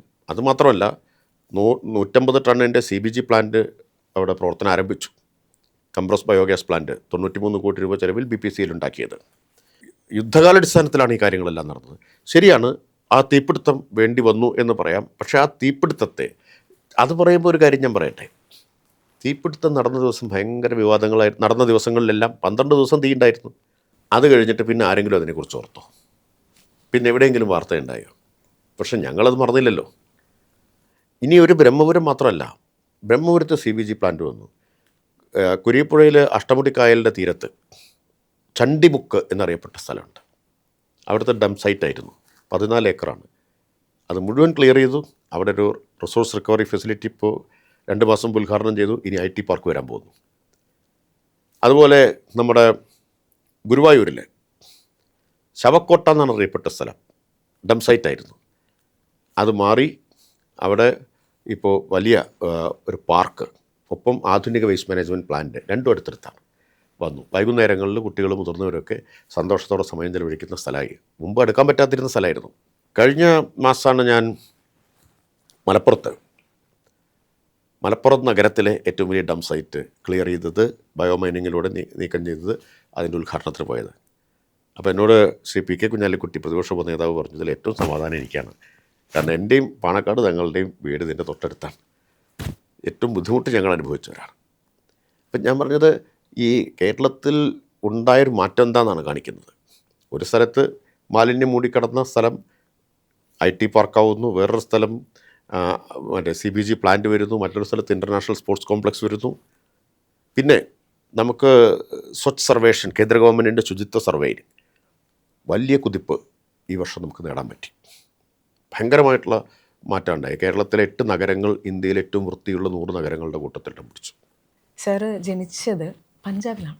അവിടെ നിന്നാണ് രാഷ്ട്രീയ തട്ടകം പാലക്കാട്ടേക്ക് മാറ്റുന്നത്. പാലക്കാട്ടേക്ക് വന്നപ്പോൾ എത്രത്തോളം സാറ്, ഒന്ന് എങ്ങനെയാണ് പൊളിറ്റിക്സിലേക്ക് വന്നതെന്നുള്ളൊരു ചോദ്യം, എല്ലാവരും പെട്ടെന്ന് ഒരാൾ പഞ്ചാബിൽ നിന്ന് ഇങ്ങോട്ട് വന്ന ഒരാൾ ഇവിടെ പൊളിറ്റിക്സിലേക്ക് വരണം. അതുപോലെ പാലക്കാട് എന്ന് പറയുന്ന ഒരു സ്ഥലം സാറിനെ എത്രത്തോളം പേഴ്സണലി പൊളിറ്റിക്കലി ഒക്കെ റിഫൈൻഡ് ആക്കിയിട്ടുണ്ട്? പാലക്കാടും സാറും എങ്ങനെയാണ്? തീർച്ചയായിട്ടും. ആദ്യം പഞ്ചാബിൽ ഞാൻ 5 വയസ്സ് വരെ ഉണ്ടായിട്ടുള്ളൂ. ജനിച്ചത് പഞ്ചാബിലെ മിലിറ്ററി ഹോസ്പിറ്റലിലാണ്. അച്ഛൻ ആർമിയിലായിരുന്നുണ്ട്. 5 വയസ്സ് വരെ അവിടെ ആയിരുന്നു. അപ്പോഴേക്കും അച്ഛന് ചൈനീസ് അതിർത്തിയിലേക്ക്, അരുണാചൽ പ്രദേശിലേക്ക് സ്ഥലം മാറ്റമായി. അപ്പോൾ ഫാമിലി കൊണ്ടുപോകാൻ പറ്റില്ല. അപ്പം ഞങ്ങൾ നാട്ടിലേക്ക് വന്നു. അപ്പോൾ പഠിച്ചതൊക്കെ കേരളത്തിലാണ്. ഞാൻ സാധാരണ അവിടുത്തെ എയ്ഡഡ് സ്കൂളിലാണ് പഠിച്ചതൊക്കെ. പിന്നെ ഒറ്റപ്പാലം NSS കോളേജിൽ, തിരുവനന്തപുരത്ത് ലോ, ഇങ്ങനെയാണ് പഠിച്ചു വന്നത്. അപ്പോൾ എൻ്റെ കുടുംബ പശ്ചാത്തലം എന്ന് പറഞ്ഞാൽ ഒരു തരത്തിലുള്ള രാഷ്ട്രീയ ആഭിമുഖ്യമില്ല. രാഷ്ട്രീയത്തോട് വലിയ വൈമുഖ്യമുള്ള കുടുംബമാണ്. വലിയ അപകടമാണെന്ന് കരുതിയിരുന്നവരാണ്. ഇടതുപക്ഷത്തോടാണെങ്കിൽ ഒട്ടും ആഭിമുഖ്യം ഉണ്ടായിരുന്നില്ല. എൻ്റെ എൻ്റെ വീട്ടിൽ ഒരു ചിത്രം ഉണ്ടായിരുന്നു ഇന്ദിരാഗാന്ധി മരിച്ച ശേഷം. അത് ഇന്ദിരാഗാന്ധിയുടെ ചിത്രമാണ്. കോൺഗ്രസ്സിന് വോട്ട് ചെയ്യുന്നവരാണ് അച്ഛനും അമ്മയും. പിന്നെ അമ്മയുടെ കുടുംബമൊക്കെ പൂർണ്ണമായിട്ടും പരമ്പരാഗതമായിട്ട് കോൺഗ്രസ്സിന് വോട്ട് ചെയ്യുന്നവരാണ്. അവർക്ക് കമ്മ്യൂണിസ്റ്റുകാരനാവുക എന്നുള്ളത് ചിന്തിക്കാനേ പറ്റുന്ന കാര്യമായിരുന്നില്ല. ഞാൻ വളരെ യാദൃശ്ചികമായിട്ടാണ് നാട്ടിൽ വന്നു, സ്കൂളിൽ പഠിച്ചു. ആദ്യം കൈലിയാട് KVUP സ്കൂൾ 7ാം ക്ലാസ് വരെ, പിന്നെ ചളവറ ഹയർ സെക്കൻഡറി സ്കൂൾ. അതിനൊരു ഒരു കഥയുണ്ട്. യഥാർത്ഥത്തിൽ എൻ്റെ നാട്ടിൽ നിന്ന് ബസ്സിൽ പോകാവുന്നത് ഷൊർണൂരിലേക്കാണ്. ചളവറയിലേക്ക് ബസ്സില്ലെന്ന് 5 കിലോമീറ്റർ നടക്കണം. ക്ലാസ്സിൽ മിക്കവാറും ഞങ്ങൾ നന്നായി പഠിക്കുന്ന കുറേ കുട്ടികളുണ്ട്. എല്ലാവരും പട്ടണത്തിലെ സ്കൂളിലേക്ക് പോകാൻ തീരുമാനിച്ചു. കുറച്ച് മനോഹരമായൊരു സ്ഥലത്താണ് ആ സ്കൂള്. തന്നി നാട്ടുംപുറമാണ്. ഞാൻ പറഞ്ഞല്ലോ ബസ്സില്ല, നടന്നു വേണം പോകാൻ. അപ്പം എൻ്റെ തീരുമാനമാണ് ഞാൻ ഇവിടെയാണ് പഠിക്കുന്നത്. അപ്പോൾ വീട്ടുകാരൊക്കെ സമ്മതിച്ചു. പിന്നീട് എനിക്കും തോന്നി, നടന്ന് കഷ്ടപ്പെടാൻ തുടങ്ങിയപ്പോൾ രാവിലെ നടക്കാൻ തുടങ്ങി. അബദ്ധമായി പോയി. ബസ് കയറി പോകാവുന്ന ഷൊർണൂർ പോയാൽ മതിയായിരുന്നു. 5 കിലോമീറ്റർ അങ്ങോട്ടും 5 കിലോമീറ്റർ ഇങ്ങോട്ടും സ്വയം വരിച്ച നടപ്പാണ്. പക്ഷെ ആ നടപ്പാണ് എൻ്റെ ജീവിതത്തിൻ്റെ വഴി തന്നെ മാറ്റിമറിച്ചത്. ചളവറയ്ക്കൊരു വലിയ പ്രാധാന്യമുണ്ട്. ചളവറ എന്ന് പറഞ്ഞാൽ തന്നി നാട്ടുംപുറമാണ്. പക്ഷേ നമ്മുടെ കേരളത്തിലെ സാമൂഹ്യ നവോത്ഥാനത്തിൻ്റെ ഒരു കേന്ദ്രമായിരുന്നു. 57 EMSൻ്റെ ഗവൺമെൻറ് അധികാരത്തിൽ വന്നപ്പോൾ ഒറ്റ വോട്ടിൻ്റെ ഭൂരിപക്ഷം ഉണ്ടായിരുന്നുള്ളൂ. അവിശ്വാസ പ്രമേയം വന്ന് അന്ന് ആശുപത്രിയിൽ നിന്ന് സ്ട്രക്ചറിൽ വന്ന് വോട്ട് ചെയ്ത PV കുഞ്ഞുണ്ണി നായർ, അന്നത്തെ ഒറ്റപ്പാലത്തെ MLA, അദ്ദേഹം ചളവറക്കാരനാണ്. ഈ നടത്തം എന്ന് പറഞ്ഞാൽ ഈ ചരിത്രത്തിലൂടെയുള്ള നടത്തമാണ് യഥാർത്ഥത്തിൽ. രാവിലെ സ്കൂളിലേക്ക് അങ്ങോട്ട് പോകുന്നു, ഇങ്ങോട്ട് പോകുന്നു. ആ നടത്തത്തിലൂടെ ഒരു നാടിൻ്റെ ചരിത്രം മനസ്സിലാക്കി അവിടെ നിന്നാണ് എൻ്റെ രാഷ്ട്രീയം രൂപപ്പെടുന്നത്. അതെന്നെ വല്ലാതെ സ്വാധീനിക്കുകയും ആവേശം കൊള്ളിക്കുകയും ഒക്കെ ചെയ്തതാണ്. ഇത്തരം ആളുകളുമൊക്കെ ആയിട്ടുള്ള വിനിമയം 10ാം ക്ലാസ് പഠിക്കുമ്പോഴാണ് ഞാൻ SFI ആവുന്നത്. അപ്പോഴേക്കും ആയി. വീട്ടിൽ വലിയ കോളിളക്കമായിരുന്നു അതുണ്ടാക്കിയത്. SFI ആയി. അന്ന് നടന്ന പോളിടെക്നിക് സമരത്തിന് നേതൃത്വം കൊടുത്തു. 27 ദിവസത്തെ പഠിപ്പുമുടക്കാണ്. ഞാനാണെങ്കിൽ സ്കൂളിൽ ഏറ്റവും നന്നായി പഠിക്കുന്ന കുട്ടിയാണ്. പഠിക്കുന്നതിന് മാത്രമല്ല, പാഠ്യേതര പ്രവർത്തനങ്ങളിലെല്ലാം പ്രസംഗം, കഥ, കവിത, ഇതിലെല്ലാം ഞാൻ ക്യൂസ് വിന്നറായിരുന്നു. പിന്നീട് കോളേജിലെത്തിയിട്ടുണ്ടായിരുന്നു. അപ്പോൾ ഇതൊക്കെ ഉണ്ട്. എന്നിൽ നിന്ന് പ്രതീക്ഷിക്കുന്നില്ല. ഞാൻ ആദ്യത്തെ അനിശ്ചിതകാല പഠിപ്പുമുടക്കൻ്റെ നോട്ടീസുമായിട്ട് ഞാൻ വിറച്ചാണ് പോകുന്നത്. ഞാൻ സ്കൂൾ ലീഡറാണ്. അപ്പോൾ എല്ലാവരും കൂടി എന്നെ തള്ളി ഹെഡ് മാസ്റ്റർ മുമ്പിലേക്ക് ഇട്ടു. നേരെ ഈ മേശയിൽ പോയി കൈകുത്തി ഇങ്ങനെ വീഴുകയാണ്. മാഷ് ജനാർദ്ദന മേനോനാണ് അപ്പോൾ മരിച്ചു അടുത്ത കാലത്ത്. എന്നോട് ചെന്താ രാജേഷ്. അപ്പോൾ ഇങ്ങനെ വിറച്ച് നോട്ടീസ് കൊടുത്തു. മാഷ് ഇത് വായിച്ചു. അനിശ്ചിതകാല പഠിപ്പുമുടക്കൻ്റെ നോട്ടീസാണ്. വായിച്ചിട്ട് ഈ കണ്ണട ഇങ്ങനെ എടുത്ത് ഇങ്ങനെ നോക്കിയിട്ട് പറഞ്ഞു, എന്നാലും കുട്ടിയുടെ നിന്ന് ഞാൻ തീരെ പ്രതീക്ഷിച്ചില്ല എന്ന് പറഞ്ഞു. അപ്പോഴേക്കും എനിക്ക് ഭൂമി പിളർന്ന് താഴെ പോയതുപോലെയായി. എന്തോ ഒരു മഹാ അപരാധമാണല്ലോ ഞാൻ ചെയ്തത്. മാഷിങ്ങനെ പറഞ്ഞതോടുകൂടി ഞാൻ തകർന്നുപോയി. ഞാൻ എൻ്റെ സമനില വീണ്ടെടുത്ത് ഞാൻ ചെയ്തതിൽ തെറ്റില്ല. കാരണം വിദ്യാഭ്യാസത്തിൻ്റെ സ്വകാര്യവൽക്കരണത്തിനെതിരായ സമരം നടക്കുകയാണ്. അന്നത്തെ SFI സംസ്ഥാന സെക്രട്ടറി മത്തായി ചാക്കോ മരിച്ചുപോയി. അനിശ്ചിതകാല നിരാഹാരത്തിലാണ്. അപ്പോൾ ആ സമരം ന്യായമായൊരു സമരമാണ്. എനിക്ക് മാഷോടൊക്കെ വലിയ ആദരവും അധ്യാപകരൊക്കെ ആയിട്ട് ഭയങ്കര ആദരവും അവർക്ക് എന്നെയും വലിയ കാര്യമാണ്. ഞാൻ നേരെ ഓഫീസിൽ നിന്ന് ഇറങ്ങി. കുറച്ച് കഴിഞ്ഞപ്പോൾ ഞാൻ നോർമലായി. നേരെ മുദ്രാവാക്യം വിളിച്ച് ഞങ്ങളൊരു 1000-ഓളം കുട്ടികൾ പ്രകടനം നടത്തുകയാണ്. ആ സമരം എന്നെ രൂപപ്പെടുത്തിയൊരു സമരമാണ്. 27 ദിവസം സമരം നടത്തി. ഒരു ഘട്ടത്തിൽ എന്നെ പുറത്തു വെച്ചിട്ട് ഈ ക്ലാസ് മുടക്കുന്നു എന്നൊക്കെ പറഞ്ഞ് കുറച്ച് പേര് ചേർന്ന് മർദ്ദിച്ചു. എനിക്ക് 15 വയസ്സാണെന്ന് പ്രായം. പക്ഷേ അതൊക്കെ ഒരു ധൈര്യം ഉണ്ടാക്കി. അങ്ങനെയാണ് ഈ SFIയിലേക്ക് വരുന്നതും SFIയിലങ്ങ് ഉറച്ചു പോകുന്നതും. കോളേജിലേക്ക് ഞാൻ ചെല്ലുമ്പോഴേക്കും തന്നെ ഒരു ഉറച്ച SFIക്കാരനായിട്ടാണ് പോകുന്നത്. കോളേജിലും ഇതുപോലെ എനിക്ക് അധ്യാപകരൊക്കെ ഏറ്റവും വളരെ നല്ല ബന്ധമായിരുന്നു. ഞാൻ വളരെ ആദരവോടെ അധ്യാപകരോട് പെരുമാറില്ല. അവർക്കും എന്നെ വലിയ കാര്യമായിരുന്നു. പക്ഷേ ഈ വക കാര്യങ്ങളിലൊരു വിട്ടുവീഴ്ചയില്ല. അങ്ങനെ പിന്നെ SFI ആയിട്ട് സജീവമായ SFI ആയി മാറി. സജീവ സംഘടനാ പ്രവർത്തകനായി. വീട്ടിൽ നിരന്തരം സംഘർഷമായിരുന്നു ആ സമയത്ത്. അതിനെയൊക്കെ നേരിട്ട് വീട്ടുകാരുടെ ഭാഗത്ത് ന്യായമുണ്ട്. കാരണം അവരിതല്ല ആഗ്രഹിക്കുന്നത്. അവർക്ക് വലിയ പ്രതീക്ഷകളും സ്വപ്നങ്ങളും ഒക്കെയാണ് ഉണ്ടായിരുന്നത്. അത് അപ്പോഴും ഞാൻ മാനിച്ചിരുന്നു കേട്ടോ. അവർ എതിർക്കുന്നത് തെറ്റാണ് കുറ്റാണെന്നൊന്നും എനിക്ക് തോന്നിയിട്ടില്ല. പക്ഷേ എൻ്റെ വഴി ശരിയാന്ന് എനിക്ക് അന്ന് ഉറച്ച ബോധ്യം ഉണ്ടായിരുന്നു. വീട്ടുകാർക്കും എന്നെക്കുറിച്ച് നല്ല ഈ വിഷമം ഉണ്ട്, എതിർപ്പുണ്ടെങ്കിലും തെറ്റായൊരു കാര്യം ചെയ്യില്ല എന്നുള്ള വിശ്വാസം വീട്ടുകാർക്കുണ്ടായിരുന്നു. അത് പിന്നീട് വീട്ടുകാരുടെ എതിർപ്പ് പിന്നെ എതിർത്തിട്ട് കാര്യമില്ല എന്നുള്ളൊരു ഘട്ടം വന്നു. എതിർപ്പൊക്കെ ഉണ്ടായിരുന്നു, അവർ പിന്നെ എന്നെ എൻ്റെ വഴിക്ക് വിടാൻ നിർബന്ധിതമായി. സർ, ഇനിയിപ്പോൾ എല്ലാവരും വളരെ ചോദിക്കാൻ ആഗ്രഹിക്കുന്ന അല്ലെങ്കിൽ എല്ലാവരുടെ മനസ്സിലുള്ള ചോദ്യങ്ങളിലൊന്നാണ്, ഇപ്പം അടുത്ത ഒരു ഘട്ടം കൂടി ഇടതുപക്ഷം ഭരണത്തിലേക്ക് വരികയാണെന്ന് നമ്മൾ കരുതുക. സാർ വളരെ കോൺഫിഡൻ്റ് ആണ് അതിനെക്കുറിച്ച്, വരും എന്ന് ഉറപ്പിച്ചാണ് സാർ പറയുന്നത്. അങ്ങനെ വരികയാണെങ്കിൽ LDF നമ്മുടെ ഇടതുപക്ഷം നേരിടാൻ പോകുന്ന ഏറ്റവും വലിയൊരു പ്രതിസന്ധി അല്ലെങ്കിൽ ഒരു ചാലഞ്ച് എന്തായിരിക്കും? അതിപ്പോൾ നേരിട്ടുകൊണ്ടിരിക്കുന്ന ചാലഞ്ച് തന്നെയാണ്. കാരണം കേന്ദ്ര ഗവൺമെൻറ് വളരെ പ്രതികാര ബുദ്ധിയോട് കൂടിയിട്ടാണ് കേരളത്തോട് പെരുമാറിക്കൊണ്ടിരിക്കുന്നത്. കേരളത്തിൻ്റെ അർഹമായ നികുതി വിഹിതം വെട്ടിക്കുറയ്ക്കുന്നു, നമ്മുടെ വായ്പാ പരിധി വെട്ടിക്കുറയ്ക്കുന്നു, സാമ്പത്തികമായിട്ട് കേരളത്തെ ഞെരുക്കിക്കൊണ്ടിരിക്കുകയാണ്. അതാണ് ഇപ്പോഴും കേരളം നേരിടുന്ന ഏറ്റവും വലിയ വെല്ലുവിളി. ഇനിയും നേരിടാൻ പോകുന്ന ഏറ്റവും വലിയ വെല്ലുവിളി ഇതായിരിക്കും. കാരണം രാഷ്ട്രീയമായിട്ടുള്ള കേരളത്തോടുള്ള ഒരു എതിർപ്പ് ഒരു പ്രതികാര മനോഭാവമായിട്ട് മാറുന്നതാണ് നമ്മൾ കാണുന്നത്. Sir, thank you so much for your time. ഒരുപാട് കാലം കാത്തിരുന്നിട്ട് നമ്മളിതിങ്ങനെ നീട്ടി വെച്ചിട്ട് വന്നൊരു സംഭവമാണ്. അപ്പം സാറിൻ്റെ സന്തോഷം, വളരെ നല്ല ഒരു സംഭാഷണമായിട്ടാണ് തോന്നിയത്. സാറിൻ്റെ കോൺഫിഡൻസ് കണ്ടിരിക്കുന്നവർക്കും അതൊരു കോൺഫിഡൻസ് തന്നെയാണ്. അതായത് പലരുടെയും മനസ്സിൽ വരുന്ന ഇനിയുള്ള 5 വർഷത്തിൻ്റെ ഒക്കെ ഉത്തരങ്ങൾ നിങ്ങൾ ഓരോരുത്തരും വളരെ കോൺഫിഡൻ്റ് ആയിട്ടാണ് പറയുന്നത്. അതുപോലെ തന്നെ പ്രവർത്തനങ്ങൾ മുന്നോട്ട് പോകാൻ സാധിക്കട്ടെ സാർ. ഒരുപാട് നന്ദി. Thank you. സാർ, ഇത് 40 years ഓഫ് സൈന ഞങ്ങളുടെ ഭാഗത്തുനിന്ന്